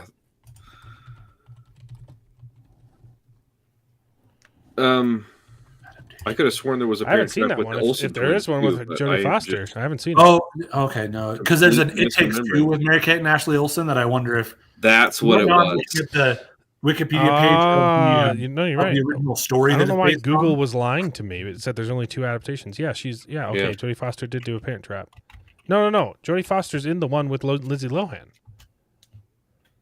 She is? Jodie No, Foster? sorry. Was No. not in the. Hold on. Oh, it's the Freaky Friday. 1961 version. 61 is Haley Mills. Yeah, there's no Jodie Foster Oh, Parent Trap. I thought there was one, but yeah. I mean, it's similar to Freaky Friday. But Yeah. Yeah. Huh. Maybe it was I went back and watched the original Freaky Friday and the original Parent Trap at one point, and I thought I was watching, like, as I'm thinking about it now, I'm thinking of having watched 2 of the same movie that were Is there older an- than the. Is Oh, there and maybe it also was because there was. I think this was a couple of. Oh shoot, there was another. Okay, there so was like a the Olsen 2016, twins. like, The Olsen Freaky twins did Friday. one, but it was called It Takes Two. Yeah, that's what I'm Yeah, confusing okay, it yeah. with. It's the Parent Trap. Yeah. Okay. Anywho, So, Mobland. You've watched more of it. Dave, have you watched any of it, David? I watched episode 1. It was all right. Episode 1 is okay. It's fine. Yeah. It's like, oh, that's it. I Okay. thought we were gonna have to stop it during that one scene, but then it was gone. I was like, okay, thank goodness. Let's see. They go to that strip Oh, club yeah. bar thing, and there's some backroom activities going on. I was like, oh crap, we're gonna have to skip this, and then it was done and it never came back. Yeah. But I thought, let me give me real quick thoughts on episode 1, and then I'll duck out so you can talk Well, about and the rest. I've of only it. seen like 4 of the episodes or something Okay. like that. So I haven't seen anything new. I recently. liked it. It was interesting. I thought there were some weird choices, I think, with the narrative, particularly with his friend at the very end of the episode that he shoots. I thought we didn't get enough time to know him, so that moment where he kills his friend or brother or whoever it was, we don't really know. We're not attached to this character at all. So the emotional moment of him Yeah. killing him was kind of undermined, I think, a little bit. Yeah. So- I think when you watch it, I could agree. It's also not the point of the show. So it's okay Sure, that it doesn't But focus on that. it was a weird, I don't know. I think in hindsight, once you finish the series, in hindsight, you were like, okay, yeah, that wasn't like a. Gotcha. Yeah, they But could have yeah, made it. They I like could the have made it an characters pretty emotional good. moment if they wanted to, and I think it's on purpose not. Yeah, that's what we were saying. Jodie Foster did Freaky Friday, not Parent Trap. Yeah, and I might have gotten some of my wires crossed on what I was trying to figure out there, but yeah. Okay. But it's Yeah, really good. I I think agree. Pierce Brosnan is great. Tom Hardy's character is Pierce Brosnan phenomenal. only gets better. Yeah. I think it's the greatest. Yeah. I think it's his best performance of all time. Really. Yes. Yeah, it's great to see him again. He looks fantastic. Yeah. But yeah, I really like Tom Hardy's character. Just like the Tom Hardy's great. fixer, Yeah. trying to And he make everything run smoothly. Everything about the show just builds and builds and gets better and better. Yeah. Okay. So Let's okay, I was look just forward to continue watching that. So yeah. we just So- every time we're like, "Hey, do you want to watch Mobland?" We're like, "No, let's watch another Clarkson's Farm." So we're almost done with season 3. Shoot, you think we passed just me. have the I finale. haven't finished season 3 yet. I thought you watched all of it. No. Oh, well, it's season 3 is really good, man. Yeah, no, I'm like halfway through season It's 3. it's so good. Like every single time, it's like I have another idea. Let's do this. I'm like, oh my gosh, Jeremy, stick with one cool thing. it down.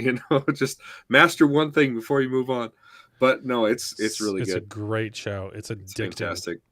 Hey, I tried to pitch it to some of my coworkers today, and they're like, "Dude, you watching a farming show?" Like, no, I know. you don't Yeah. understand. Yeah. It's really It's good. really good.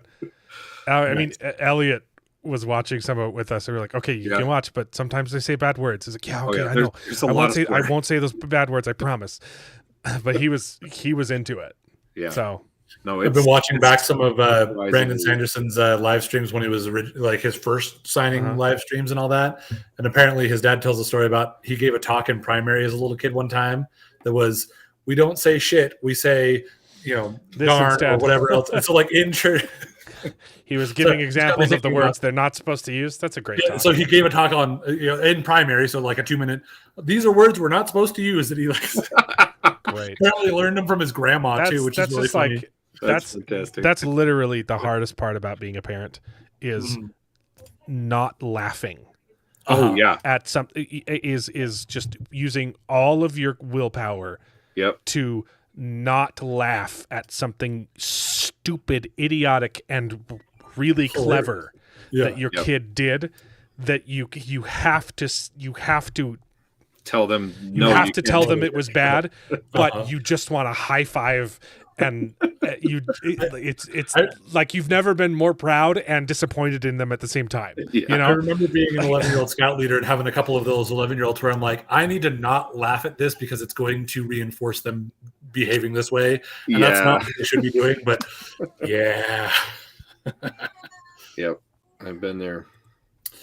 Yep. I will say, as I'm thinking back on Sketch a little bit more, I think that's one of those things where like, oh, it was so much fun. Like I was oscillating between, wow, that was a really cringy thing that happened with the kids because it's just kids being kids, so it was realistic. And then like that was hilarious the way these kids are like the timing on the line and the way that joke worked, and like I was back and forth on it. So I'm really curious to see what you guys think about it when you watch it.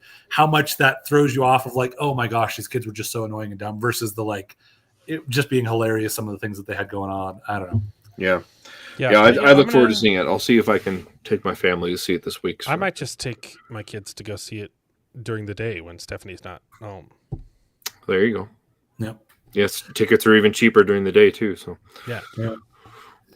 So with regards to Mobland, you've only seen that first episode. I've only seen through episode 4, so I don't know if it's worth talking about any more than you guys did. I mean, you can talk about vibes without spoiling it. Yeah. Well, I can leave too if you want to get more depth because I don't want to. Honestly, that's the reason I'm saying I don't think we need to talk about it because I don't think we need to drive you away just to say like it gets. I think we've talked about. Anyway. I think we've talked about everything else, right? Yeah, probably covered everything. So if you want to talk more about it, we can.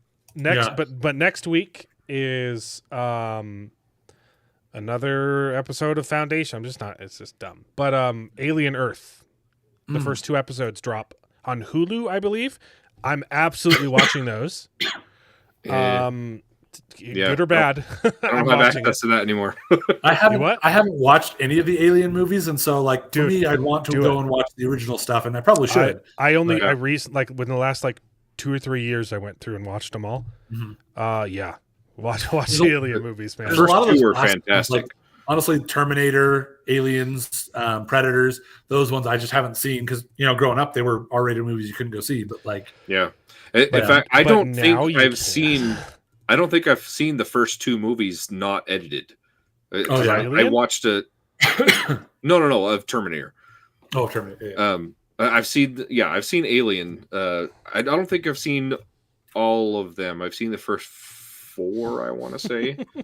The first 2 are great, and then it kind of drops off for me. But I haven't finished. I haven't watched all the Terminator movies, and I haven't watched all of the Predator movies either. So. Yep. I've seen Predator 1 and now. Terminator 1 and 2 edited versions, and I saw one of the other Terminator movies, but I think it was out of order. But yeah, I need to go. The problem is they're all streaming on different platforms. Yep. Like I think Terminator 2 and some of the other ones are on Paramount Plus, but the first one you can't. It's not. It's like, come on. Yeah, they were all in different places. I think I ended up buying a digital copy of Alien Covenant on Amazon Prime, but it was on sale for like $2, and that was the only place I could watch that one. Yeah, Well, and I'm finally caught up on a lot of the other like YouTube stuff that I've been wanting to watch and fell behind on for a year or so. So that's part of why I was able to start catching up on some of these other things, like watching so much. Mhm. But there's a couple of other shows, like again, not that you guys care about it, but I'm going to try to finish up the Tales of the Underworld on for Star Wars. I think there was one other one where I'm like, oh, I've started that. Tales of the Underworld is Tales of the Jedi. It's like Tales. They did Tales of the Jedi, Tales of the Empire, and there's a Tales of the Underworld. Got it. It's I fine. didn't even hear about it. Yeah. If anybody was wondering how and why in Bad Batch season 2 or 3 or whatever it was, Asajj Ventress shows up, it kind of explains that slightly more. Like, I will agree, Alien 3 is not a great movie, but I kind of liked Alien Resurrection. It was fun. Yeah, how many are there? There's Aliens, Alien 3. Yeah, so and, Alien, like- Aliens, Alien 3, Alien Resurrection, and then there's the prequels, the Prometheus and That's right. and the sequel to Prometheus, which then got renamed Alien Covenant. Okay. And then the new Alien one, Earth. Alien Romulus. Romulus, right? Oh, It's Rom- Alien Earth. I really liked Romulus too. Okay, and Alien Covenant sucks, but I also liked Prometheus. I See, thought it was a good movie, and everyone hates it. I know it's not a popular opinion. I thought Prometheus was fascinating. I thought it was fascinating for sure, but it just kind of pulls the alien out of its butt crack and is like, oh yeah, it's related. Kind Well, of. yeah, it's the origin story for the alien. It's like Right, but it doesn't make any sense. But right, because whatever. it's I not don't know. about it. It's about something else, and then it happens to be surprise! It's aliens at the end. Surprise aliens. Yeah. Yeah, it's just I don't know. So I make no promises, but I might at least Same catch with up Predator with and you. Terminator. I Yeah. probably won't end up watching watching enough to watch into the show, but I might watch the first one or two. Yeah, I don't know if the rest of the Predators are worth watching, but I do want to watch all the Terminators eventually. Which might fall into the same problem of like, are they all worth it? But Yeah, 'cause I've heard I most guess of them after two aren't I great. haven't seen Alien versus Predator 2, yeah. if that counts. So I haven't seen all the Alien movies. Mhm. Yeah. I Um, remember watching the first one in theaters as a kid and being like, wow, that sucks. I think I was like 10. When did that movie come out? I don't know. We saw it in the dollar theater, so it was like a year after it had originally came out. Yeah.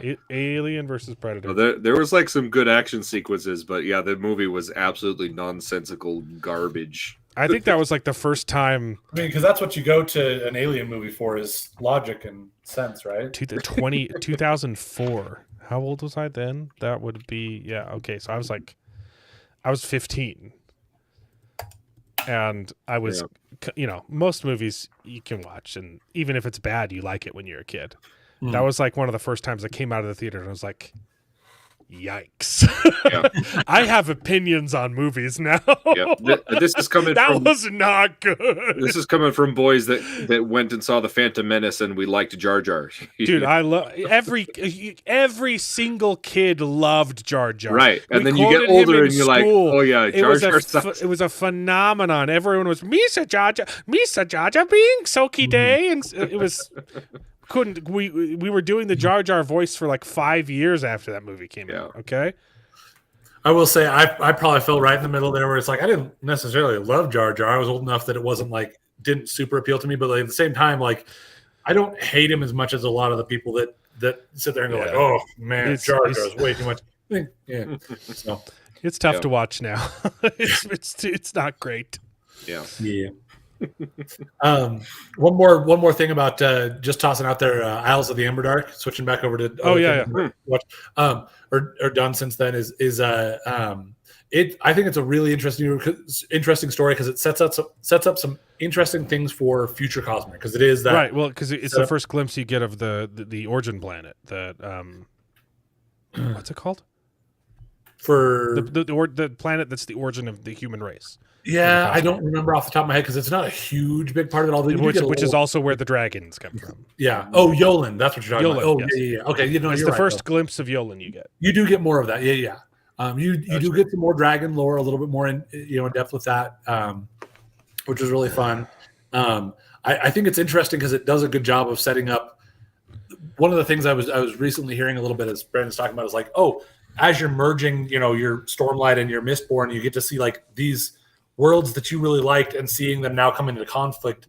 And I think you get to see a little bit more of that. Not a ton, but you're getting more of that setup of that going on. That's one thing I really liked about the Ember Hearts. What it was? With the what's that called? Sunlit Man. Sunlit Man, yeah. Sunlit that Man, was one thing I really liked about that. Ember Hearts. Yeah, they had the Ember Hearts. Sunlit Man was good. Cinder Hearts. It was something I was Cinder really Hearts. excited for until I read Wind and Truth and just became completely disenchanted with the Cosmere. But Well, so that's something that I want to talk to you about. You can have one bad book. I'm not. So I'm going to give him another shot. I'm going to read and Isles of the Emberdark. If it's good, then I will also read Ghostbloods. But if that sucks, like I'm out. I'm done with the Cosmere. I'd love to talk to you a little bit more about that because I haven't had a chance to talk to you since then, and I've actually tried to watch back some of your previous Brandon streams. And it was before you were able to finish it and everything, so I don't know how much you talked. I think you texted me. I think you liked Wind and Truth, right? I did, yeah. I do recognize some of the weaknesses of it in its storytelling more than anything, but but real quick, just to finish off with Isles of the Emberdark, one of the other things is I think it's interesting to see. To me, there's one of the things that you can see. There's a little aspect of connecting to Dune a little bit more because obviously everyone talks about how a lot of epic fantasies, they take a lot of inspiration from Dune. This sets up one more little piece that you're like, oh, that's kind of a Dune-ish thing that I thought was kind of interesting in there. So anyway, that one and the John Carter series were just stolen by everything. Star Wars is literally just John Carter, but with a little bit of Dune flavoring, and Flash as well. A lot of Flash. Yeah, Flash Gordon. Yeah, that's reels. Yeah. Yep. But so anyway, I still like that movie. I will die on the hill of the Disney John Carter of Mars is fantastic. I've actually generally heard not seen it. I haven't seen it either. I haven't seen it, David? I haven't seen it. No. We owned it. We watched it in theaters. No, we didn't. Yeah, we did. No. David, you have seen John Carter of Mars. No, I haven't. You're just being our friend I have a DVD James of it. Becker tried to get us to see it, and I never got around to it. I never saw it. It's really good. And now it just dropped off the face of the earth, and it's on it's been on my watch list. Came out 2000. Hey, David, maybe I'll tell Hannah to bring it with us when we come out to visit you guys. Okay. We weren't living at home by then. It came out 2012. But I actually heard mostly good things that John Carter was a good movie, but it was just so poorly marketed that it wasn't successful. So right. I think it's a great movie. I love it. Yeah. So it was a bummer that it did not perform well. It was a massive bomb. The Gatsby cut. All right, I need to do it. My version of the Great Gatsby. It's not good, guys. I would go as far as to say it's really bad. What's this? The Great Gatsby book report movie that I made. Instead of I never wrote book reports. I would just make movies, and teachers liked it, and so they said I could. I'm like, I'm not gonna write. Yeah, I'm gonna make a movie. The best bit about it, the whole report was pretty awful, but the best bit is he did a parody of "You're Beautiful" by James Blunt. Oh, he did. It wasn't a parody. It was actually James. It's just James singing James Blunt. James Blunt's "You're Beautiful" because I needed a reason for why they weren't paying attention when they run into the lady on the road. What's his face's wife, who he's also having an affair with, or something like that. There's so many affairs in the book. Whatever. Yeah. Yeah. So I just remember they get into a fight. That's how the movie. That's how I don't do the whole book. Okay, the movie starts with them getting into a fight, and Gatsby and the lady get into a car and drive away, and then he starts singing "You're Beautiful." It turns into a music video, and that's why he's distracted on the road and he runs over the neighbor's wife. Yeah, and then he says, Daisy," and then he says that he was driving instead of Daisy. So I did a video, rendition of Macbeth with some friends in high school. That was kind of fun. I remember there were a couple little bits that I was really proud of, but I don't remember it now what they were. They were just We did it last minute too because I procrastinated everything. So Don't you play 2 characters as well? Because one of your friends back. Yeah, so we filmed as much as we could in one afternoon, and then I needed pickup shots. We didn't finish. And the other guy got sick and he couldn't do it, and so I shot all those scenes with just like from the neck down, and so it's just his head is out of frame for those scenes. Because I'm playing a different character who we've already shown on screen. Yeah, it's not good. Honestly, the better one. I think I don't think that my version of the Partner's Tale from Canterbury Tales. I think that's actually pretty good. I had to use similar cheats though because I had to play most of the characters myself. You just have to do one of the like Naked Gun gags where like you shake them and suddenly their face is different. Like you should have just done that. Okay, I do need to get my hands on those. We'll do it. Got them on my hard drive. Whenever. Do you have the Partner's Tale too? I don't think I have the. Or do you have the Mathematician and the Great Gatsby? Because I put those together. I put that as a bonus. Check. We'll see. I'll get them. About that one. The Mathematician is good. Yeah. The Mathematician is genuinely good. That was our horror thriller. Mathematician. The Mathematician Murderers. It was just the premise for that entire movie was me and my best friend had a geometry class together, and the entire time we had so many tools for geometry. We would just play with them like they were murder weapons. Like I'd hold the protractor and it'd be like a little blade, and I'm like, oh, you could just kill someone with this. It's like, what if there was like a murderer, but he murdered with math? It's so good. It's genuinely good. There are some good lines that I'm still proud of to this day. Like, oh, that was a good joke. So, the Mathematician, the Great Gatsby, and the Partner's Tale were like the 3 like big ones we did. Yep, I just have the Great Gatsby and then the music video portion separate. Yeah. I had some like bonus features on that DVD too of like behind the scenes stuff that was actually really funny for the Great Gatsby.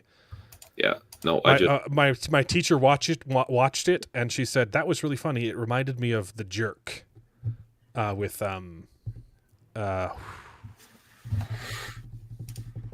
what's his name? Have you guys seen The Jerk? I feel like I've heard of it, but I don't know. Yeah, it's with Steve Martin. It's really good. If you haven't seen The Jerk, watch The Jerk. It's phenomenal. Nice. Steve Martin grew up as a black man. Okay, like he was raised as a black child. That's like the first line of the movie. So freaking funny. And Bernadette Peters is hilarious in it.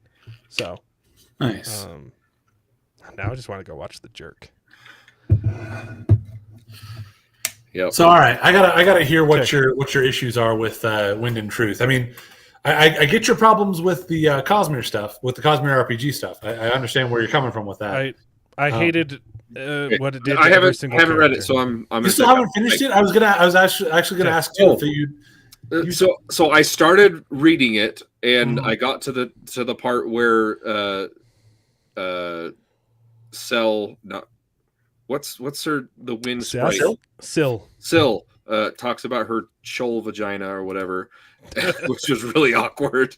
And then but that chapter broke me. That was the breaking point. I was like, I was justifying it. I was like, oh, it's fine. That chapter was like, oh, okay, this is not good. That's also the same chapter that he gets mad at the librarian for being racist against the. He has a freak out and yells at the librarian for being racist against Spren when there's like 10 people who have now interacted with these more intelligent Spren, and not only and also Syl is horrible. Like, she's mischievous. She screws with everybody. The librarian is 100% correct in everything she's saying. And he calls her a bully, but he is the one being a bully in the scene. Yeah. And he uses modern therapist speech to do it. Yeah. And I hated everything about that chapter. The other thing about that, too, is that, even if, anyway, she's an honor spren,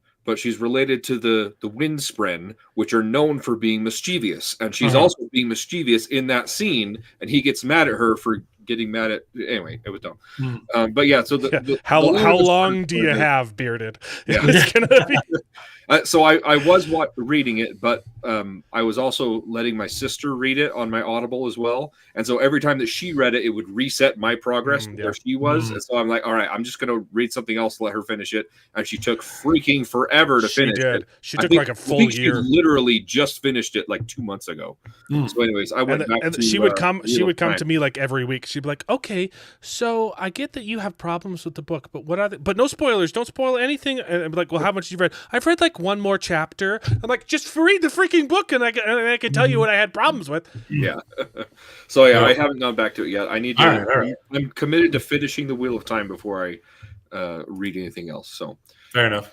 Fair enough. Yeah, that's as far as I got. But the things I can say that don't spoiler it, that I'm sure you've already heard. The new editor did not do a good job. Take like story out of it. He didn't do a good job with just editing his language. It does sound like that was somewhat intentional. He's wanting it to move more modern, but I do that in part 2. Do that in the second, the 6 through 10. It's funny because it was almost jarring. It's almost the opposite complaint that I have against Elantris, where I feel like he leaned too far into the like, oh, I'm going to like make things different because it's a fantasy book, and now. Like, and I get the concept, and I'm not even saying he has to do it all the time because, like I said, he did it a little too much in Elantris. But I do wish that there was a little bit more sticking to the this is a different world. Let's not be using too many like words that feel too modern world or present world. The therapist itself, that line, I don't love it, but fine. Like it's right. But what makes it worse is that's his entire plot for the entire book is Therapist Kaladin. Yeah. He has no finale. He does nothing. He turns into a battery at the end of the book. I do think that I anticipated that would probably be your issue with it and how it winds up with him, because I remember hearing you talking about how Kaladin's your boy. And like I could see how the way that all ends up is Sanderson, and it's not just that he's the main protagonist throughout all the other this series. He's the protagonist of this series. We get a lot from Shallan and we get a lot from Dalinar, but he's the main character. The through line. He's always has been. He's the main character that we start with, but I do think that his intention has always been to have it be a cast of many characters and not just focused on one. Yes, and that's what he was saying. He was like, I wanted to do something different with this third book, and I wanted to set up the next book so it's not just about Kaladin. I was like, okay, that would be great if Kaladin had a plot in this book. And I do get it's not as weak. It is not as strong, but I think he has a plot. I just don't think it's as strong, but it's also a lot less active because it is changing where he's at. Yeah, absolutely. He does nothing. The world is ending. You have a contest of champions, and you don't choose the best champion to participate in that contest. Which to me, it wasn't that Kaladin should have been the champion, because Dalinar was saying he wasn't going to choose him anyway, even if he didn't send him away. Right. And what would have been Dalinar's storyline of saying, no, I'm the one that has to do it. The problem is, in 15 minutes, we came up with a better book on the Prophet of the Dragons live stream. And we hadn't even we were reading the sample chapters, and we're like, oh, I think I know where this is going. This is going to be a really good ending because the whole first part of the book was setting up like the loopholes, right? Like, oh, we realized there were loopholes in the odium stuff and with the deal, right? I'm still not spoiling anything for David, but and so we realized that if he controls the capital, he controls the whole state, right? Right. Okay. And so like, oh, loopholes. I was like, okay, this is going to come back. And the finale is going to be, it's not just the contest of champions is going to be more than one person, right? Like you can have multiple people. And for all of the other people, like all the other gods involved on this planet, you can have on Roshar, you can have one person representing them in this contest of champions, right? Odium gets one, the Knight's sister gets one, and this, and so, and it was like, this would be the perfect way to bring the entire series full circle by having the contest of champions resemble, or rhyme with the contest in book 2. Right, where Adolin is, the twist in that one is Adolin has to face off against three or four people at the same time, and Kaladin jumps in to save him.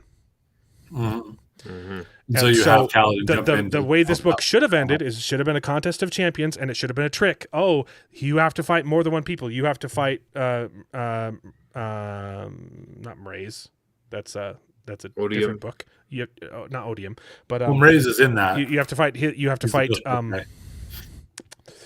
The bad guy that everyone hates, Moash. You have to fight Moash, and you're gonna have to fight all these other people, and like maybe through some trickery, he gets one of the good guys to force them to be his champion too, right? Something like that, and then they realize that they can make a deal with the other gods, and you can have Adolin jump in to save Kaladin at the last minute, and it would have been amazing, and literally anything would have been better than the finale of this book, which is nothing. Nothing happens. It's horrible. Okay, if you say so. But the worst part about anything is Jasna's finale. An absolute disgrace. Interesting. For someone who is billed as being the smartest person in the world, she is a moron. It's the same problem I have with Reed Richards. Okay? Her finale is a battle of wits. And she is a moron. She loses a debate to an argument that a high schooler in debate class wouldn't be caught dead using. Odium's argument in the debate is, if God exists, then why do bad things happen? It's analogous. Yeah. It's analogous. Okay, sorry. Okay? I'm like, wait, that's not what he's arguing. His argument, if you want literally, his argument is, you're a hypocrite because you made one mistake, and that means you can never be trusted. And that's not what hypocrisy means. Yeah. That's not what hypocrisy means. I do. Every living person would be a hypocrite if that's not what hypocrisy is. She did miss opportunities to do a lot better than she missed a lot of opportunities. She didn't even try arguing against him. It was I hated it so much, and I was like, have you not taken have you not read? Do you know what the Socratic method is? Does Brandon Sanderson, has he even heard of the Socratic method? And the smartest person in the world can't argue better than a third grader? Yeah, I don't know. I give a little bit of credit to her being taken off, kind of on her heels about the way that he's approaching it and how he's approaching that debate. But it didn't throw me out, but I did. I can see where you're coming from with that. That makes some sense. I got you. That pissed me off, and I've Oh. Fair enough. Watership Down. I was just reading that, and I was like, "Oh, my wife just read Watership Down." I was like, "Oh, that is my wife. That is my wife commenting." It took That's not a wish. That's not a wish. That's your wife. Wait. I had to push through it because we were doing those streams, and we were so excited to get a couple of chapters and talk about it every week. And we started off so excited doing it weekly, and it just. Even in the first third, which were those the preview chapters, we got so mad. Like, it was just so obvious that the writing wasn't there. It was completely monitored. It felt like it doesn't even feel like it belongs in the same series. If you talk about the editing, the vocabulary, and the LGBTP stuff that's shoehorned in at the last minute and is the entire plot of the book. It's just like, sure, See, that's where I guess I'm missing what was in there. There were a couple little things. There's in the preview chapters. There's literally a chapter where what's his face? Well, Lift is talking to the little kid, and she's talking about sex. to Gav. Gavinor. Gavinor, yeah. Gavinor is his, Gavilar's the and she's like, "Oh, look at that! Look!" And she's checking out the gay couple. Look at that! Yeah. Look at his ass. It turns me on so much. And she's talking to like a 6-year-old. I thought she was talking to her Spren about that. But no, she was talking to Gav about it. I know she that is really creepy. Yeah. And then it gets worse because she's like I guess her body is 14, but like her actual age is like 18, right? Because there was some time dilation with her character. And then she goes and talks to one of the Bridge 4. She talks to one of the gay guys, and no, it's after that. It's not him. It's the conversation with the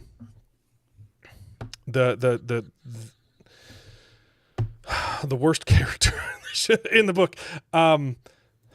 Why can't I remember their names? It's the gay guy that she was talking about goes off in that same chapter and has a conversation with the king's other son with Renara or whatever. Oh gosh, man, I can't remember anyone's names now. Renarin Renarin. He has a conversation with Renarin, and he's literally grooming him.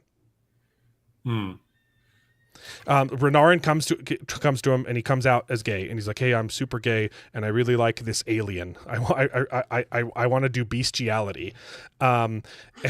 I know it's hyperbole. I get it. I'm exaggerating. Okay. I know what you're gonna say. I already know it. Okay.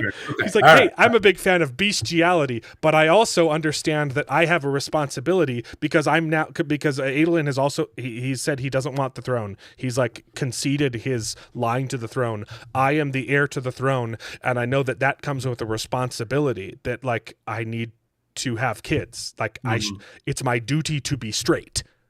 Right?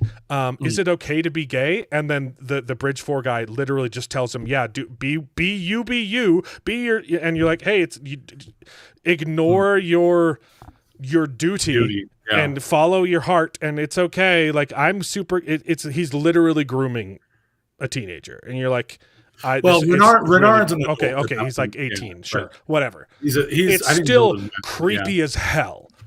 And the language in that scene is super modern. I hated it. And then, spoilers for David, but the Renarin and Relaine plot is literally being gay saved the world.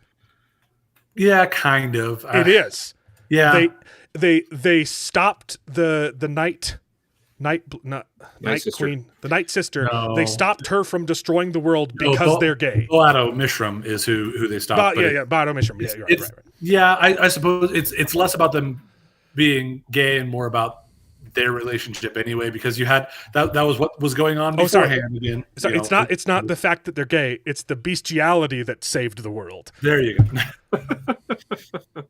That's the most climactic part of the book. All of the other stuff, it's like none of it matters. I actually really liked the Contest of Champions, and I've heard a lot of there's a lot of people that didn't like what the Contest of Champions was. A lot of people hated the reveal, the twist, which we won't spoil for David. I was kind of calling it. I think that's fine. I think the twist is fine and clever, and that's something that the bad guy would do. That makes the contest hard. But then afterward, the fight just turned into I'm pushing really hard, and then the climax of that fight had already been used twice. I'd have to, He did the same trick 3 times in the same book, and it was really, really awesome. It was really awesome the first time it happened with the Sunlit Man. Why can't I remember his name? Nomad. With Nomad, but what's his name in this book? Sigzil. I loved it when Sigzil did it. Awesome. And then he does it 2 more times as this is the big twist, and it's the same twist 3 times in one book. And the second time it happened, it was the twist, but it didn't do anything. Like there was no reason for it with Seth, and he's like, but why? You just did that because just to make the audience mad. It didn't gain the character anything. It did seem a little bit weird, but I I get where you're coming from. I still mostly enjoyed it. I still really had a good time with most of it, but it is good now to understand some of the issues you had with it because I can see where those issues come from. It's just like every single character was just ruined. Shalon actually was the best. The best part of the preview chapters was Shalon. It was really interesting. It was setting up. Oh, hey, we're getting a lot of mystery and stuff. And then she's so stupid that she can't. She doesn't keep a kid out of the nuclear testing facility.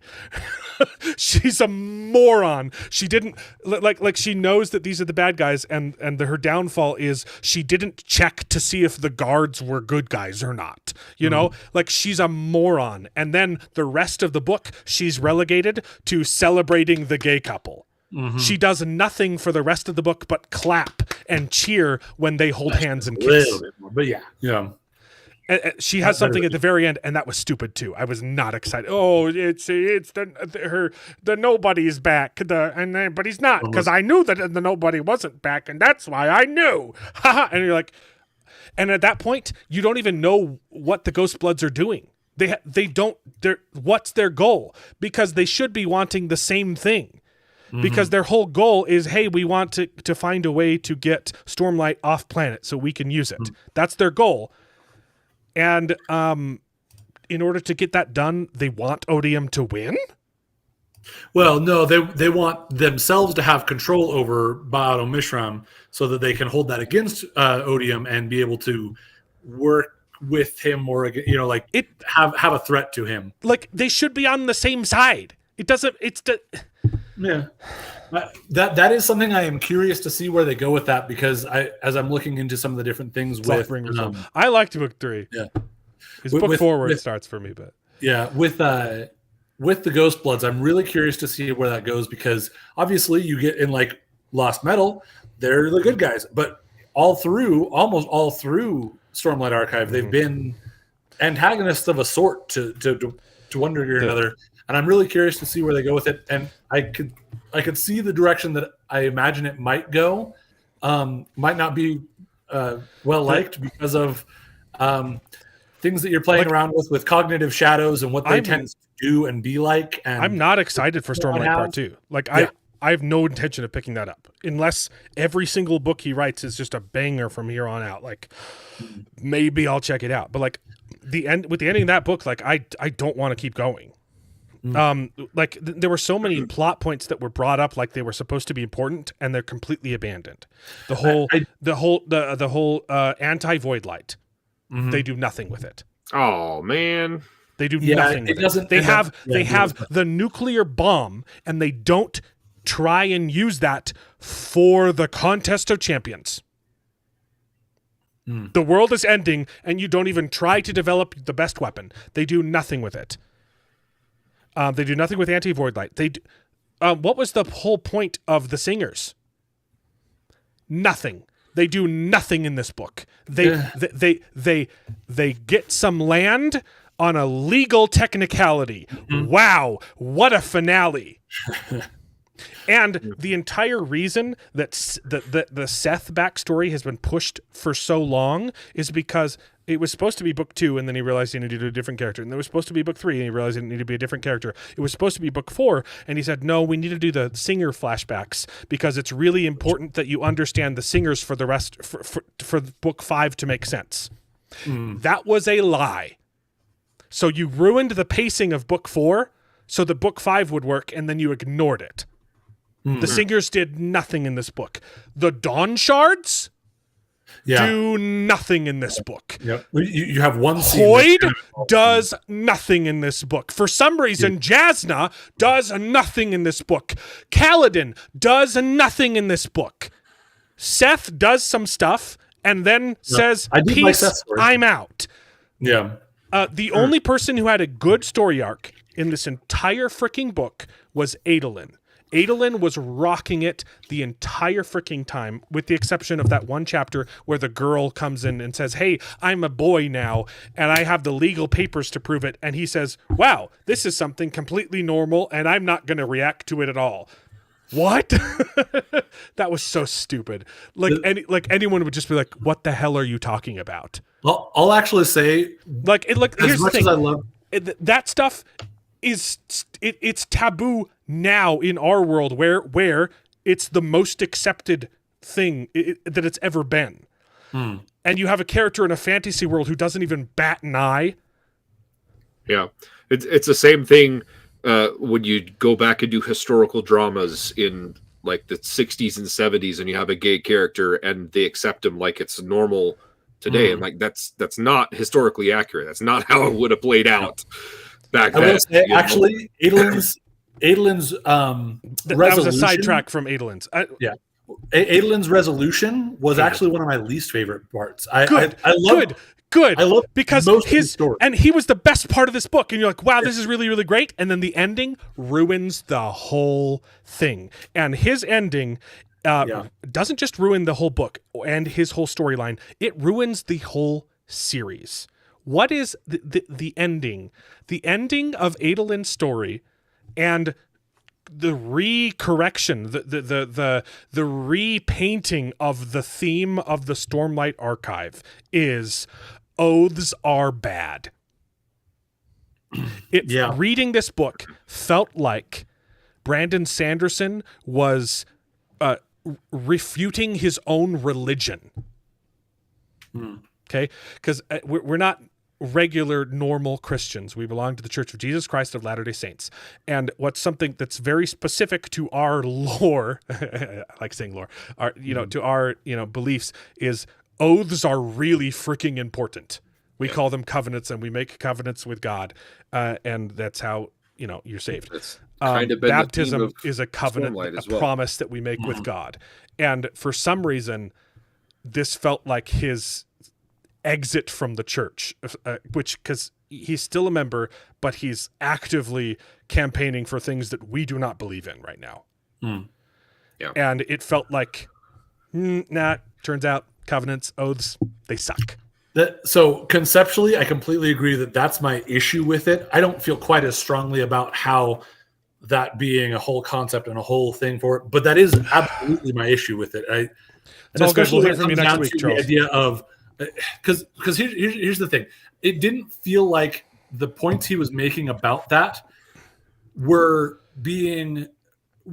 as present in the rest of the book. However, as you look back, I can see the pieces that it's pointing to. It just doesn't feel like it's trying to say it.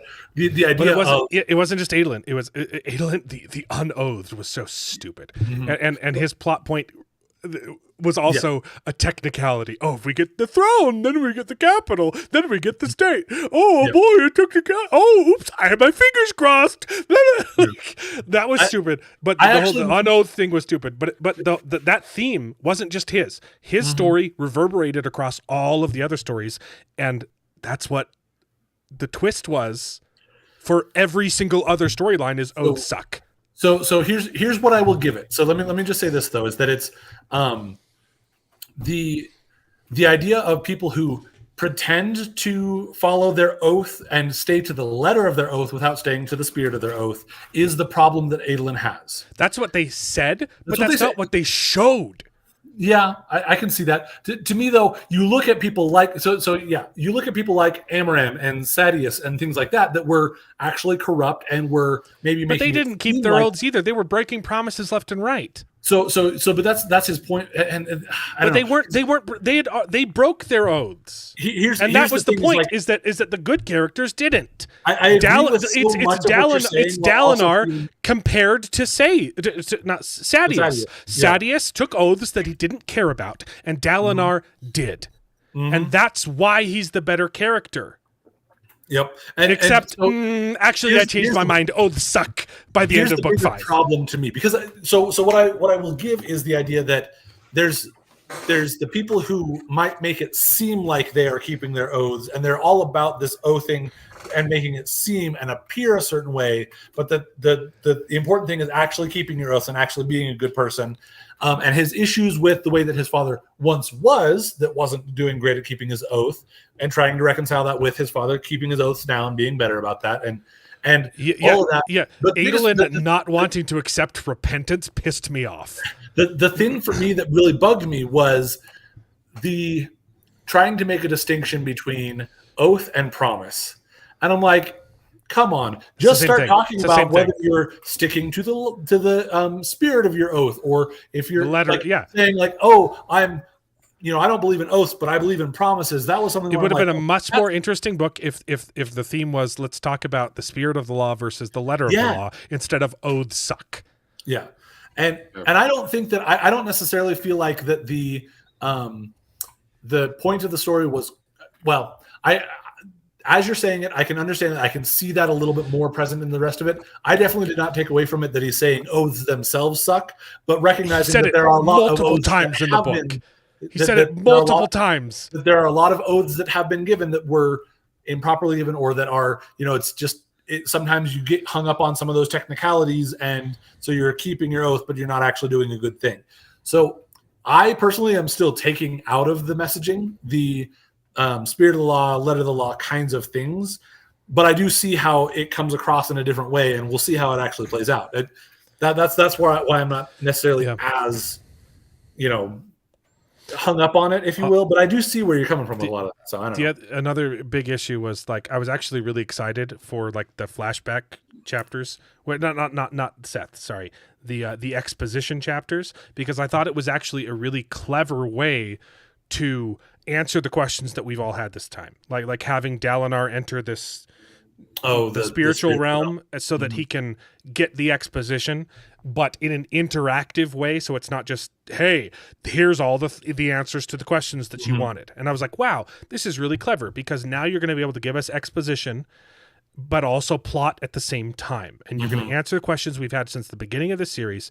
And it turns out they didn't answer any of those questions, because I still do not understand the recreants. I still do not understand what happened with the Oath Pact, why that was, like, it doesn't make, it was just like honor. I still don't understand. Slightly it was better, so but confusing. It wasn't clarified really It was well. so confusing. It didn't explain anything, and it was incredibly boring, because that entire subplot got relegated to Renarin and Merlane kissing and holding hands. Yeah, I don't know if that's all that it was, but yeah, I'm exaggerating. Yes, but it was. I was so proud. Like, this is a genius way to do this, and then he made it horrible. And the fact that what's Dalinar's sister-in-law / wife's name? Not Jasna. Navani. The fact that she had to accompany him on this trip was so stupid. She's literally Oppenheimer. She invented the atomic bomb. Okay, is that important for the contest of champions, the end of the world? Should we invest some? Should we try and use this? No, the best thing that I can do to prepare for the apocalypse is be a secretary. A lot of people disliked book 4, and I disliked parts of it. I still enjoyed it, and I actually liked Navani's plot more than most people, I think. I thought it was really fun to see her scientific approach to this. Even though it ruined the pacing of the book, it was still fun. And I liked her plot, and she's a moron in this book. Every single character is stupid. Every single character in this book is destroyed. Yeah. I won't necessarily go that far, but I do see where you're coming from with a lot of that. So that makes some more sense.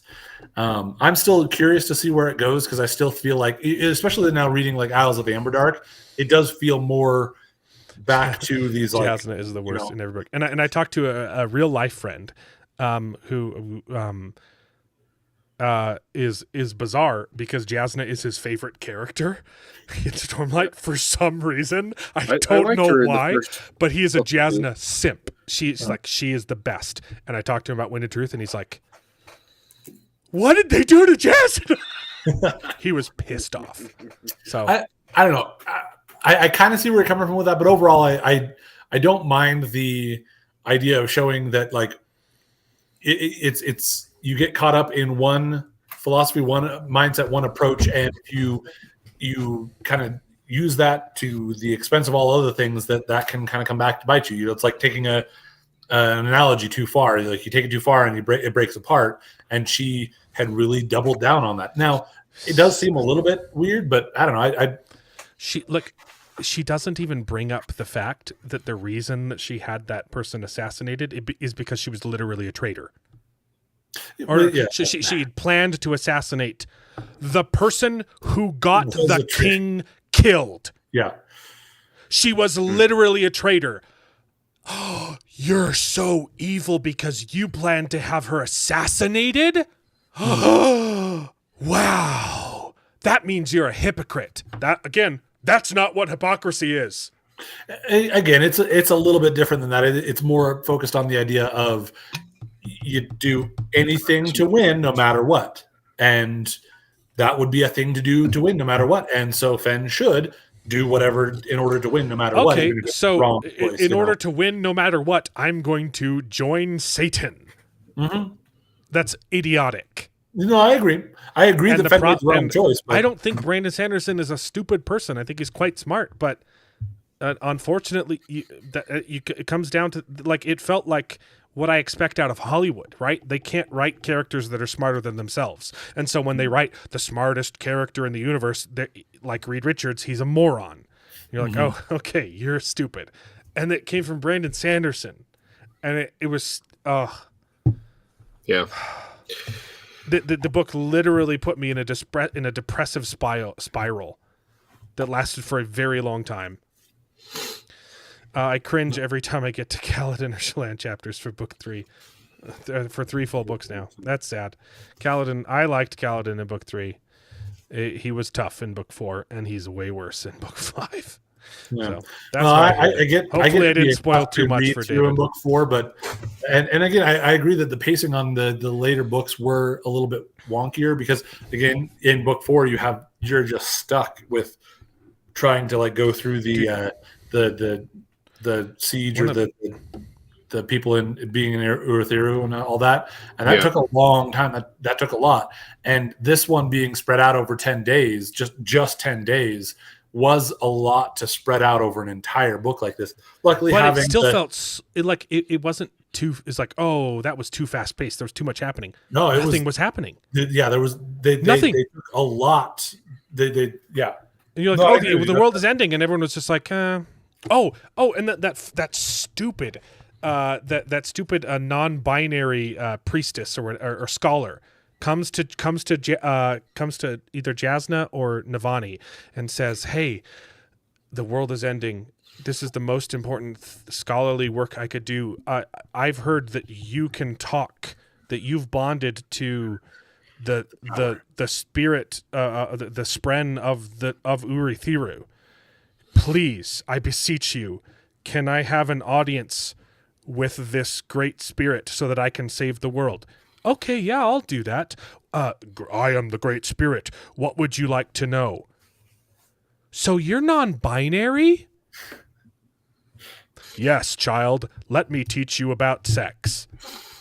That's what was... The world is ending in 10 days? And that's the question she wanted to ask? It was so forced. It was so stupid. Yeah. I can't stand characters being this stupid. Yeah. The best chapter in the whole book is the interlude with Moash, where it sets up, hey, Moash is going to be a real big bad guy in this book, and then they do nothing with him.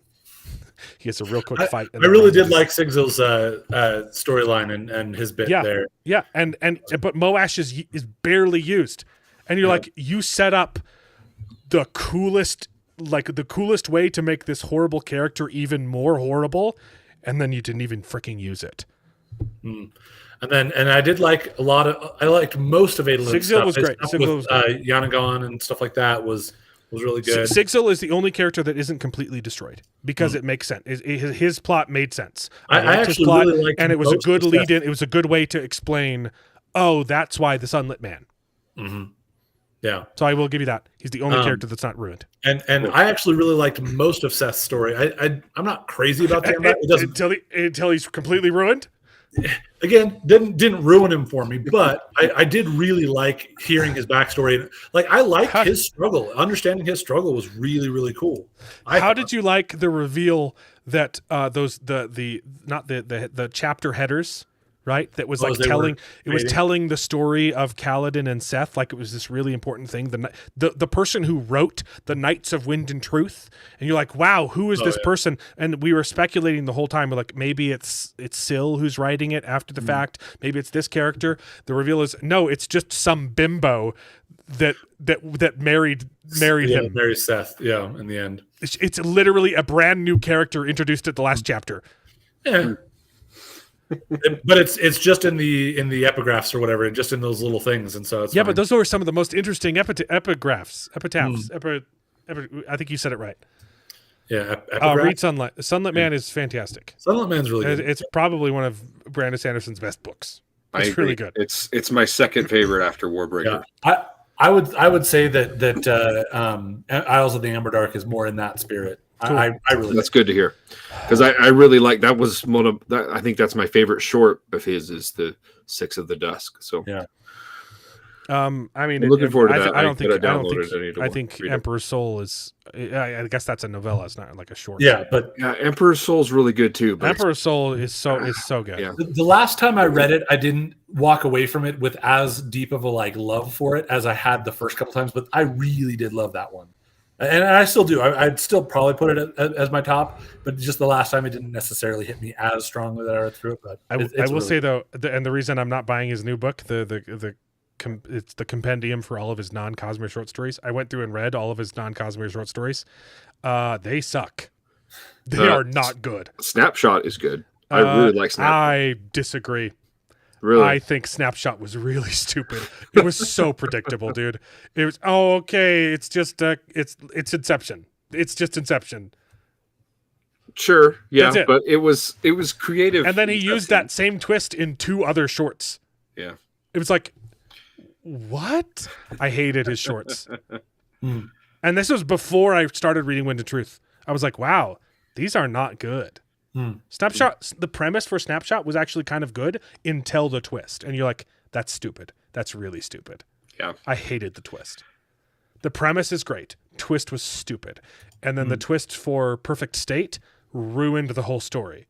I really liked I Perfect haven't State read that one. until the twist. I don't think I've read that one. And then Just the the one that's a prequel Chase to Those or whatever? the one that's a Defending prequel Elysium. Defending to the Elysium. sci-fi series was okay. It wasn't bad. I just don't know why it exists. Like it really, it was yeah. completely pointless. And it Came out add before all of anything. that stuff. It was just one that he wrote at one point in time, Yeah. just as an interesting concept, and then Right. builds on it in this later one. So, But yeah, depending on when you but came there's to like it. no point to that story existing. Like nothing happens. Yeah. It's just Yeah, I agree. It just kind of is. nothing. what was the other one? What's his other short story? I haven't read Legion yet. I guess that's a couple. Legion's novellas. fun. Legion is the most. I didn't hate the audiobook that he did with Dan Wells. The the true dark crime one. That one was actually kind of fun. I liked that. I haven't read The those ones yet. I think I have original Dark No, One Forgotten. not the original. The Dark original's One- with Mary It's the Robinette. prequel The original's to bad. the Dark One Forgotten is a prequel. Oh, to the Dark Dark One. One. Yes, I've read the Dark One comic. That was. Did you say the original is bad or it isn't? I did not like the original. I don't think he wrote that one though. No. That one Well, was- he did it in It was conjunction a, with produced it Mary was a Robinette. co-write with yeah, I don't think she's a good writer. No. I do not like thought the Mary original Robinette was at all. an interesting concept, and they just completely dropped the ball with it. And there's another it's short got, story, though. It's got I some. know I listened to it. I just don't remember how it ended, but I thought it was an interesting concept, and I don't remember hating how it ended. But yeah. There was another short story that I read that I hated. He did the one for Magic the Gathering. I haven't read either. Is that one in there? We did 2 of them for Children of the Infinity Blade Nameless or whatever. something. I don't know what else. Oh, there's the Long Chills and Case Does or whatever. I didn't read Right. that either. That's the one that came out with his final year of Sanderson. Yeah, I it was think. just a bonus that he added on it. Yeah, There's no that one audiobook of that. It was just a I think he did do an audiobook of it. You wanted it But later, Maybe, but- maybe it was just an ebook. the only one that he sent out with the campaign was an ebook. It was not an audiobook. Okay. So I haven't listened So to it. I that haven't yeah, read was it the yet. ebook then. But yeah, I need to read Ember Dark. Maybe I'll take a break and read that in between Wheel of Time. But The thing that I ran across was that it's only out for the Kickstarter stuff right now, so you can't get it unless you I got it. through the Kickstarter. Oh, you did? Okay. Yeah. Yeah, I got it. I've got it downloaded on my phone. I don't. Did I read Anyway. Firstborn? I don't remember reading Firstborn. And if I did, I don't remember anything about it. Which one? Firstborn. Oh, Firstborn. I think so. Yeah, I don't remember that one either. Defending Elysium. That's the one that's a prequel to the Cytoverse, and it was just pointless. Perfect State. I was really liking until the twist. Snapshot twist destroyed the whole story. Dreamer. I don't remember that one. Oh, Dreamer was kind of dumb. It was basically like these. I don't even remember it. They're like these fifth dimensional entities that can jump into the bodies of other people and take them over, and they're just Sounds like reckless really teenagers. overly complicated for no Yeah, reason. it's kind of dumb. I think that's all. Those are all his non-Cosmere short stories. But then he's got the one that he's writing for the compendium as well. Right.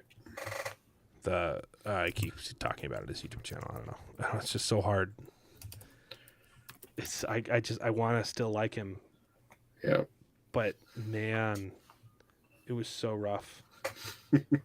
it broke me, man. Wind and Truth broke me.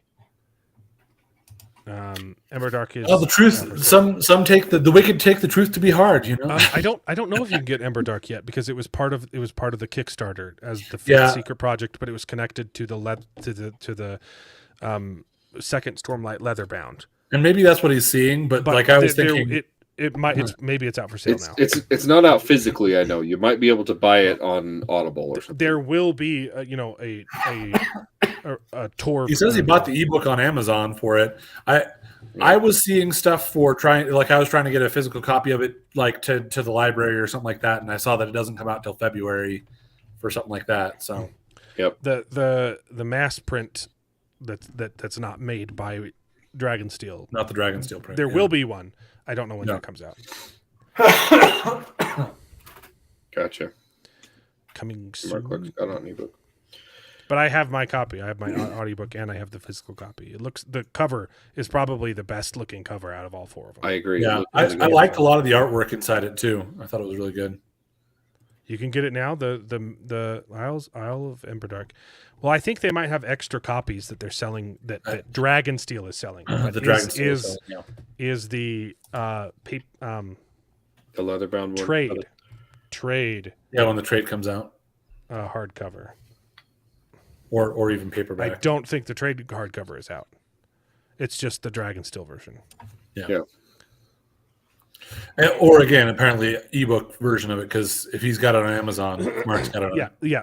The trade version that's not made by Dragonsteel, it's made by Tor, doesn't release until February.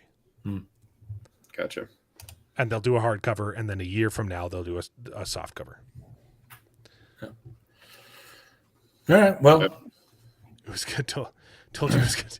You had to add an hour to the stream, so thanks for that. Just about. I think a little less than that so far, but yeah. There's more. I could keep digging. Yeah. I could keep telling you about things I hated about that book.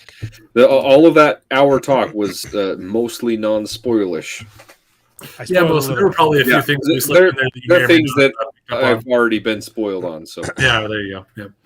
Yeah. I don't know. Okay. One more complaint. I hate the modern swear words. Yeah, I was trying to remember. Brandon Sanderson, the king of inventing his own swear words. And that's the best part of his books is the freaking swear word. Freaking slidey lady girl. Lift. I still have a little bit of brain fog, okay? Lift comes in and starts using shit and ass.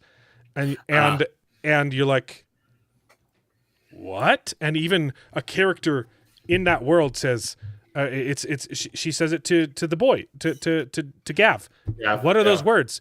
Oh, I learned those words from what's his fake name? Vasher, Zahil. It's Vasher. Zahil. Yep. I learned those words from Zahil. Okay, but why was he using them, modern California swear words instead of colors? California light. Right. Yeah. Valley girl. I learned to talk like a valley girl from say it again. Zahil from Zahil. it didn't stand out to me, but I think that's also like people will complain about in Star Wars in Empire. It could have been worse. I could have been talking about League of Legends. In Corwin is the worst, by the way. When I was at his house, he tried to get me to play. I was like, dude, I'm an alcoholic. Okay, like you're like, oh, just take one sip, just play one game with me. I'm like, I haven't played the game in 4 years. I went cold turkey, and he did 4 too. years We clean, went you cold need to turkey 4 years together, shit. and he went back. He backslid because his brother-in-law started playing and wanted to play with him. Okay, and now his brother-in-law doesn't even play anymore, and Corwin still plays. Okay, For shame. he relapsed. I will say the complaining about the modern swears and things like that, as much as I'd prefer to have the Sanderson swears because they're just awesome. But like, I will say it's a little bit like when people complain about Empire Strikes Back and Han says, "I'll see you in hell." right. Like, I get wouldn't that, but care about it if he hadn't already established such a that's- great, yeah. that it's not a thing. You know, like Yeah, that is one of those things that I'm not crazy about, but I can accept it. I'll roll with that one because he's moving into a more modern age and he's trying to have these other cultures come in and infect it. And there's a degree of I instead used of the coming up bad with a words. different word and, I'm you know. sorry for using the bad words, but I was using them linguistically. Okay, and it's okay to talk about words if you're talking about Words them are words. linguistically.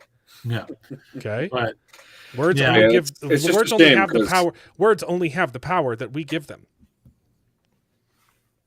There Okay, you go. Yeah, but one of my favorite parts of fantasy shows is their inventive swear Oh, yeah. words.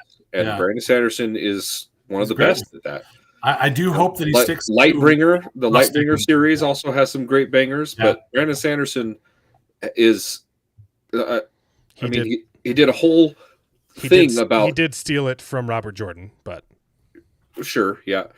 I think he does. Wheel a of better Time job. has I some think he good ones improved it. too. But yeah, that's the best part is these swear words that they're not offensive to us, and they're but so they're creative and they work well they with the world, with so the well, world building. swarming and rusting and Yeah. like rust and ruin. Like, oh, they're so Yeah. great. Rust and ruin colors. The best swear Uh, words in the Wheel of Time is the Dark One's taint. Yes, I love the Dark One's taint, man. But And it's so good because similarly it's in- not talking about his taint; it's talking about his taint. right. Ah. yeah. And it's, but Yeah, I it- was gonna say, but like, it's- that's he pretty tainted- modern but you're like- terminology. But you know what you were doing. Yeah, You, were, oh, that's you knew fantastic. what you were doing It's when you almost made as the good. Dark One's taint a swear word. It's almost as good as the Lightbringer on Holmes' balls. Yeah, or Well, Holmes and then Falls. and then who was I think somebody else was saying that like their favorite one was Wayne saying from by Harmony's non-existent dangly bits or whatever. Yeah. Oh. All right, because Lord Holm is like sexless, right? Well, in no, not in all Harlem. It's Harmony in Harmony's Lex Lane. Yeah, Because dangly he's, by because he's a Harmony's eunuch. non-existent dangly bits or whatever. Not because even. he was a castrati. Mhm. Yeah. Yeah, no, Yeah, I agree that was with a good Fadian there though. Fadian. Yeah. I- The editing was not nearly up to snuff, and I was I unaware don't of even that, think the problem is that it's a bad editor. I think it's that people are scared of telling him no, Which again, that's where and that That's a lot of affected it, that affected the prose. Which I mean, he's not even known for his prose, but it was Yeah. it was bad in this book. It was noticeably different. So it was the prose and the freaking plotting of it. Like you. yeah. Hey, maybe do you want to rethink, having the finale of your series suck? Maybe, Sanderson? Like, come on. He needed an editor with balls. He needed an editor with dangly bits. Okay? Very true. Words only have power that we give them. F word and the C word are common in Europe. A friend's pastor was called a potty mouth for saying crap. Yeah. Mhm. People in Utah are a little bit, extra snobbish with their swear words Oversensitive, yeah. too. And I didn't grow up here. And so I used to say hell all the time. I was like, hell, and then it was in church and I talked about hell in context. Like we were reading the scriptures and I said the word hell. Like, oh, you have to say heck. You can't do that. I'm like, we're reading the freaking. They said you swore, and I was like, I did? What? You said the H word. I was like, hell. Like, I was like, that's not a swear word. Yep. It's funny. So, Yeah. All right. Well, we shall see, and maybe I'll have to be the one reporting on Sanderson from. No, I'll read Isles of Emberduck. I really like the short story, and I've heard good things. Yeah. I'll read it, and if it's bad, I'm done. If it's good, I'll read. I'll give Ghostbloods a shot. Yeah, I'm curious that's. I wonder too, because Ghostbloods, true has he said much about what the time period is with that one? Because I know I know he's talked about different time periods through it, and it's obviously going to be a jump forward. It's after the other one, right? Obviously. Well, obviously it's after Lost Metal. Yeah, but I don't know if it's supposed to be the modern times or if it's supposed to be the future sci-fi one. No, my understanding had been that there was going to be a 1980s sort of cyberpunk Or if and it's- then a future space flight. This one's going to be 80s. sci-fi. There's going to be another trilogy that's sci-fi, and he hasn't decided if there's going to be a trilogy, a quadrilogy in between those. That would, a fifth. Well, series? it's because he accidentally wrote the other series. He's like, Yeah. it would make sense with like the 16 medals if I did another 4 books in between the 2 trilogies. So, but he's like, I kind of don't We're want at to. 7 so far, so we got to get another 10, I guess. Yeah. It makes sense. I think it would make a lot of sense to get to the 16 books, but that's a lot of The books. original plan was a trilogy of trilogies. Yeah. He wrote the quadrilogy on accident, and then afterwards he's like, okay, so I'm still definitely doing the other 2 trilogies, but maybe we could have a quadrilogy in between those 2, and then it'd be 17 books and 17 shards. It'd be poetic. Yeah. Well, and to me, I think because the thing that seems weird to me is sorry, that's what I was going to say was the whole wax Bosom and Wayne was an bosom is way less scandalous than breast. Yeah. The whole Wax and Wayne was an accident. Like he wrote Alloy of Law and was like, oh dang, this is cool. I'm going to pull some things in and do like that whole time period is completely additional. Yes. So the next 2 being his original part of the plan, but he obviously pulled some out of those to put into Wax and Wayne. So he's already got an additional trilogy or quadrilogy above and beyond what he was going to do initially. So So I guess that brings it up to, what does that be? 13 books. And so, he's just got to put another, I guess that would be another trilogy. He's got to stick in there. Dang. Yeah. But, well, it also depends, though, on if you start counting things like Mistborn Secret History, because that's probably about the same size as Alloy of Law. Alloy of Law was a short one. It's not. It's longer than Secret History. Yeah. Quite a bit longer. I mean, it is probably one of his longer novellas. Yeah. But it's significantly shorter than Wax and Wayne one. Yeah. No, it is. Yeah. He's instead of doing 3 eras, he's officially into doing 4 eras. It's just a matter of how he does whether or not it's a matter of whether or not there's going to be a 5th one. Yeah. Right. Because it would be poetic. And he's like, I don't think he should do that. Yeah. We shall see. But I'm glad that I'm all caught up cosmologically. It will not be sci-fi yet. It'll be like 80s / modern. Okay. Times. That's kind of what I was thinking, and I guess then the real question is The how third, he the third accounts trilogy, which the- is now going to be the 4th series, is sci-fi. right is between Unless he where puts we're one at in between it too. and so. future space travel. We've got at least one that's probably going to be cyberpunk 80s, but like, is that going to be this one, or is that going to be the next one that might happen, or where is this one going to happen? Yeah, because I mean, there's still a lot of time. Like the Wax and Wayne. That's like Wild West. That's like It's that's Industrial steam. That's not Revolution. cyberpunk. That's like steampunk. Yeah. Right. So Well, that's the other thing, though, that apparently is getting mixed in with. It's a lot. Never mind. I was going to say is getting mixed in with the Ghostbloods in release order. It's actually Elantris 2 and Elantris 3. yeah. I'll be curious. So I'll be curious to see how so those. he's pan out. writing. And Warbreaker 2 is supposed to be in there. No, That's what I was going to bring No. up. nope, it's not. Warbreaker 2. Doesn't know when that's going to happen. He did say he's going to keep trying to figure out where he can fit it in there, but yeah. So I thought he was planning on working that in with the Elantris sequels. it was in thought about. between. That's not the plan anymore. What he's doing, he's writing all 3 Ghost Bloods simultaneously.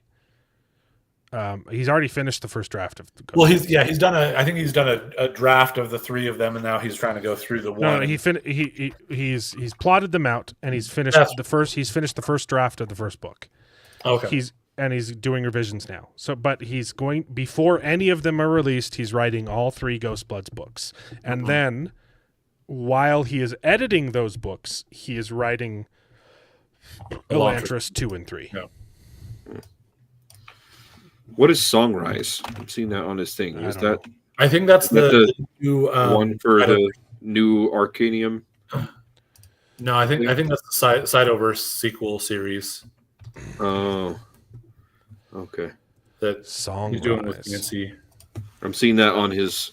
He's 87% done with Songrise. And I think that's Jancy's actually 87% on that one. The best place to find it is you go to the State of Sanderson and you just scroll. Oh, yeah, down, that's Skyward. Scroll down to his schedule, which is now a year old, and it's.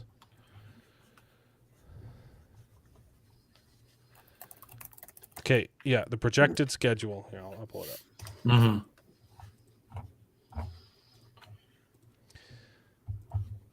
When this is before Wind of Truth came out, so the publication, right? He's not writing Legacy, Which is now White Sand. Songrise. This is even a question. We don't even know because he did write this, but he hasn't finished it because he moved on to Ghost Bloods. So this You're not might showing anything This, if you were planning on showing anything. shoot. So Wind and Truth, Skyward Legacy. He's not writing. This isn't even the latest version of his schedule because he doesn't know when White Sands is going to happen because he wrote like drafts 1 and 2 and then he had to move on to Ghost Bloods. Horn Eater, he hasn't even started reading. So like I don't even know when that's happening. And the fact that Rock isn't in the last 2 books is ridiculous. Yeah, that was kind of a weird thing that he wrote him out like So yeah, that. he's doing Ghost Bloods 1, 2, 3, Elantris 2 and 3. Gotcha. Yeah. And then if you go to And then he's going to do Stormlight 6 after that. Stormlight, yeah.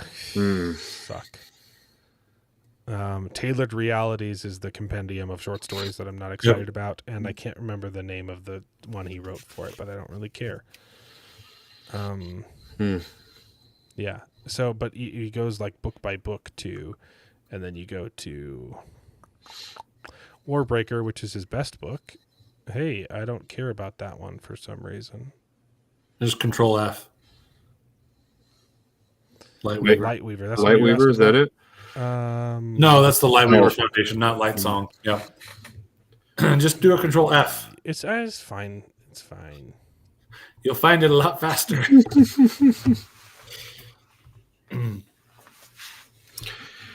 Okay. These two will be on the radar next after. Once I finish Elantris, maybe.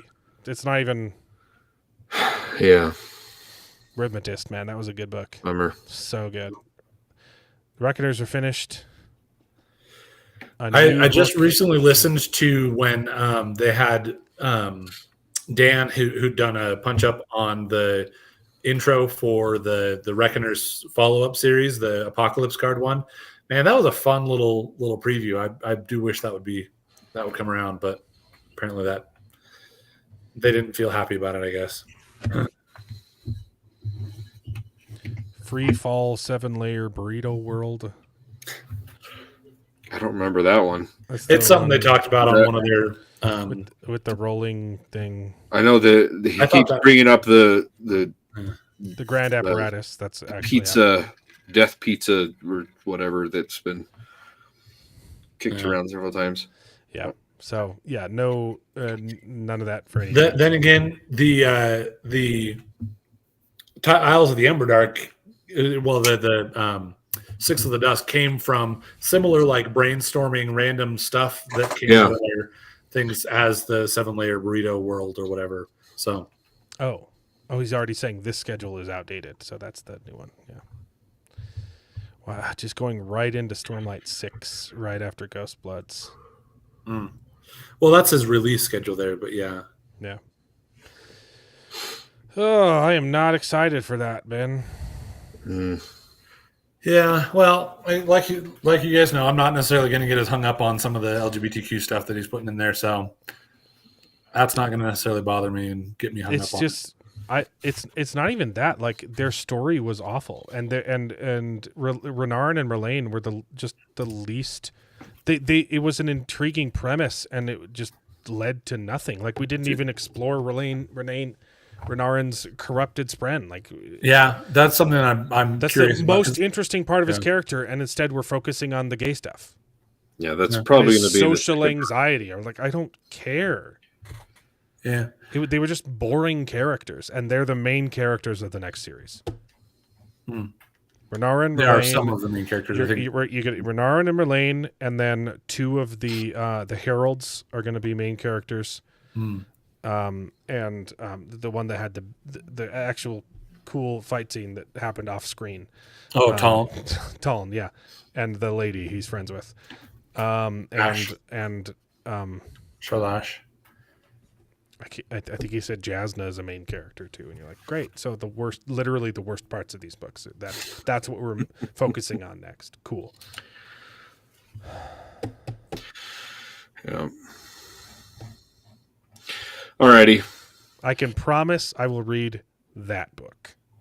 Mm-hmm. That's all I can promise. Well, and One- Isles of the Emberdark. Well, yeah, I've already promised that. I've already promised that. Okay. I'm just catching you I already on. own it. I'm going to read it. Okay. I'm Yeah, just calling you a hypocrite. Is what I'm saying. No, I'm just kidding. Arcanum Unbounded was good. I chewed it up, man. I was so into this and so disenchanted. I do think it's getting a little unwieldy. Like I still enjoy it, and I'm still getting into all the ins and outs of it. But I did like it when it was its own separate, when they reached their own separate thing a little bit more. Stormlight's always been a little bit more Cosmere aware than Mistborn was. So yeah.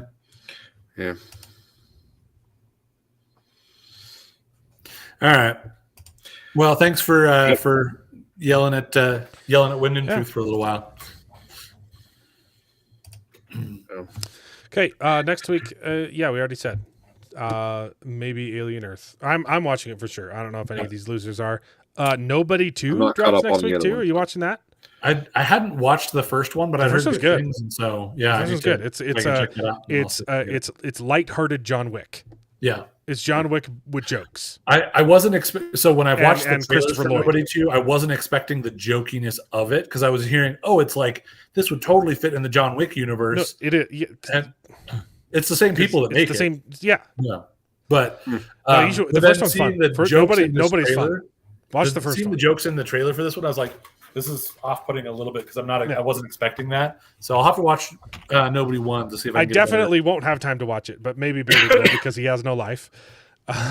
Is anything? That's the only thing that comes out next week, right? I think that might be it. There might. What else? I thought there was something else, maybe, but I don't know. I think that's it. Let's see. Upcoming Gotcha. releases. August. Red Sonja. What? What was that? Red Sonja. I didn't think that was getting made. That's being released soon? Or I didn't think they'd filmed that. Huh. I thought they talked about making a Red Sonja movie. Yeah. Apparently, Red Sonja comes out next week. Cut at this. Stealing's coming in a little while. That one looks crazy. Look, and a Godzilla movie. Huh. Is this a re-release? Yeah, Godzilla. Shin Godzilla's. That's an Yeah. old movie. This Oh, yeah, is 2016. I know they were making like a sequel, but It's the same guy that made. yeah, this is a re-release. Yeah. Yeah. It's Red Sonja. They filmed this. I thought there was. Maybe I'm confusing it with another one because they were going to do a Conan show, but then that didn't happen. Huh. I didn't think this got made. Apparently, it drops next week. What is Interesting. it? 15th? It'll be interesting to see the backlash. But the actual, From all of nobody the- to, it's just nobody Yeah. to. None of these are important at all. Americans has Hmm. What the hell? The knife. Pardon me. Yeah. Wow. Yeah, Caught Stealing actually looks interesting. It's, Yeah, I'm intrigued. That enough. one, it's not what I expected from Darren Aronofsky. but it looks kind of fun. Yeah, it could be a fun one. And they're actually getting a theatrical release for the Toxic Avenger. Well, we might have to watch that. Mark needs to be here next week. He's saying he's not going to be, but that Americana that's on there has Sydney Sweeney in it. Oh, we gotta watch Americana. What? What is this? There's arrows in it. What is this movie? No idea. Oh, I like him. I like him a lot. He's a fantastic actor. Oh yeah, he's in Naked Gun. He is? Okay. Oh, Yeah, Paul Walter, is that his? Paul Walter Hauser. Dude, he is so freaking good in Richard Jewell. So good. He's also pretty good in that. And I don't think I've was seen it him. the one in about? There was a movie about the coupon lady who was like printing out coupons. He was kind of like he was really good in that one too. It was Kristen Bell. Oh, okay. What was that called? I can probably scroll down and find it. America, dude. What? He is in like everything. He's been in a bunch lately. I scrolled down and it got to Americana. That's the bottom one. That's weird. That's actually listed as a 2023 though. Yeah, just now getting a release. Some the strikes and some stuff didn't get released. What was that called? Or it could have been released overseas, but never came here. Aside from it was after festivals Itonia or something. What was that movie called? The Coupon Queen Pins. It wasn't a bad movie. He was great in it. He's the best part of it. And Vince Vaughn is pretty fun in it too. I've never heard of that movie. The side characters are the best part, and the main characters are fine, but like they're the best part of the movie. They're trying to hunt him down. It was fun. I enjoyed that one. Yeah, I mean, Kristen Bell's not a bad one to watch though. She's fun. She's not hard on the eyes. That's for sure. That may or may not be what I was trying to say. Alrighty. Good night, fellas. She's no Bella Ramsey. Okay. Yeah, you're traveling, so you don't think you'll be in the chat. That's fine. All right, yeah, we'll see you guys next week. It's been fun. It's been real, and it's been real fun. Yeah. Bye. Bye. Bye. And now it is time to say goodbye. We had a great conversation. It's been fun. But all good things must come to an end, and the goodest ending I can think of is... Right now, this moment, this night. So I guess we just say goodbye. So, goodbye. Toodaloo. Au revoir.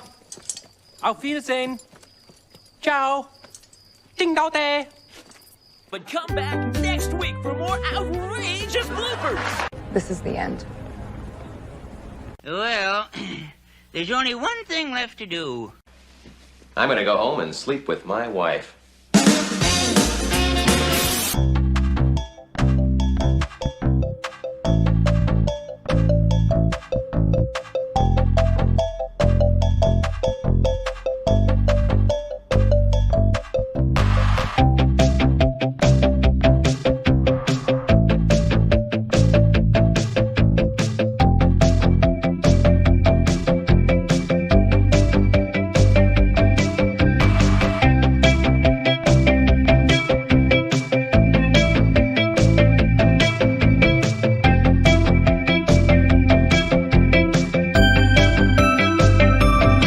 Well, I hope you enjoyed the video. If it's true, please take a minute to subscribe to the channel, and you can join us along for the ride. And if you pay me, I'll try to be more entertaining. So please consider joining Patreon and getting your name in the credits with pride.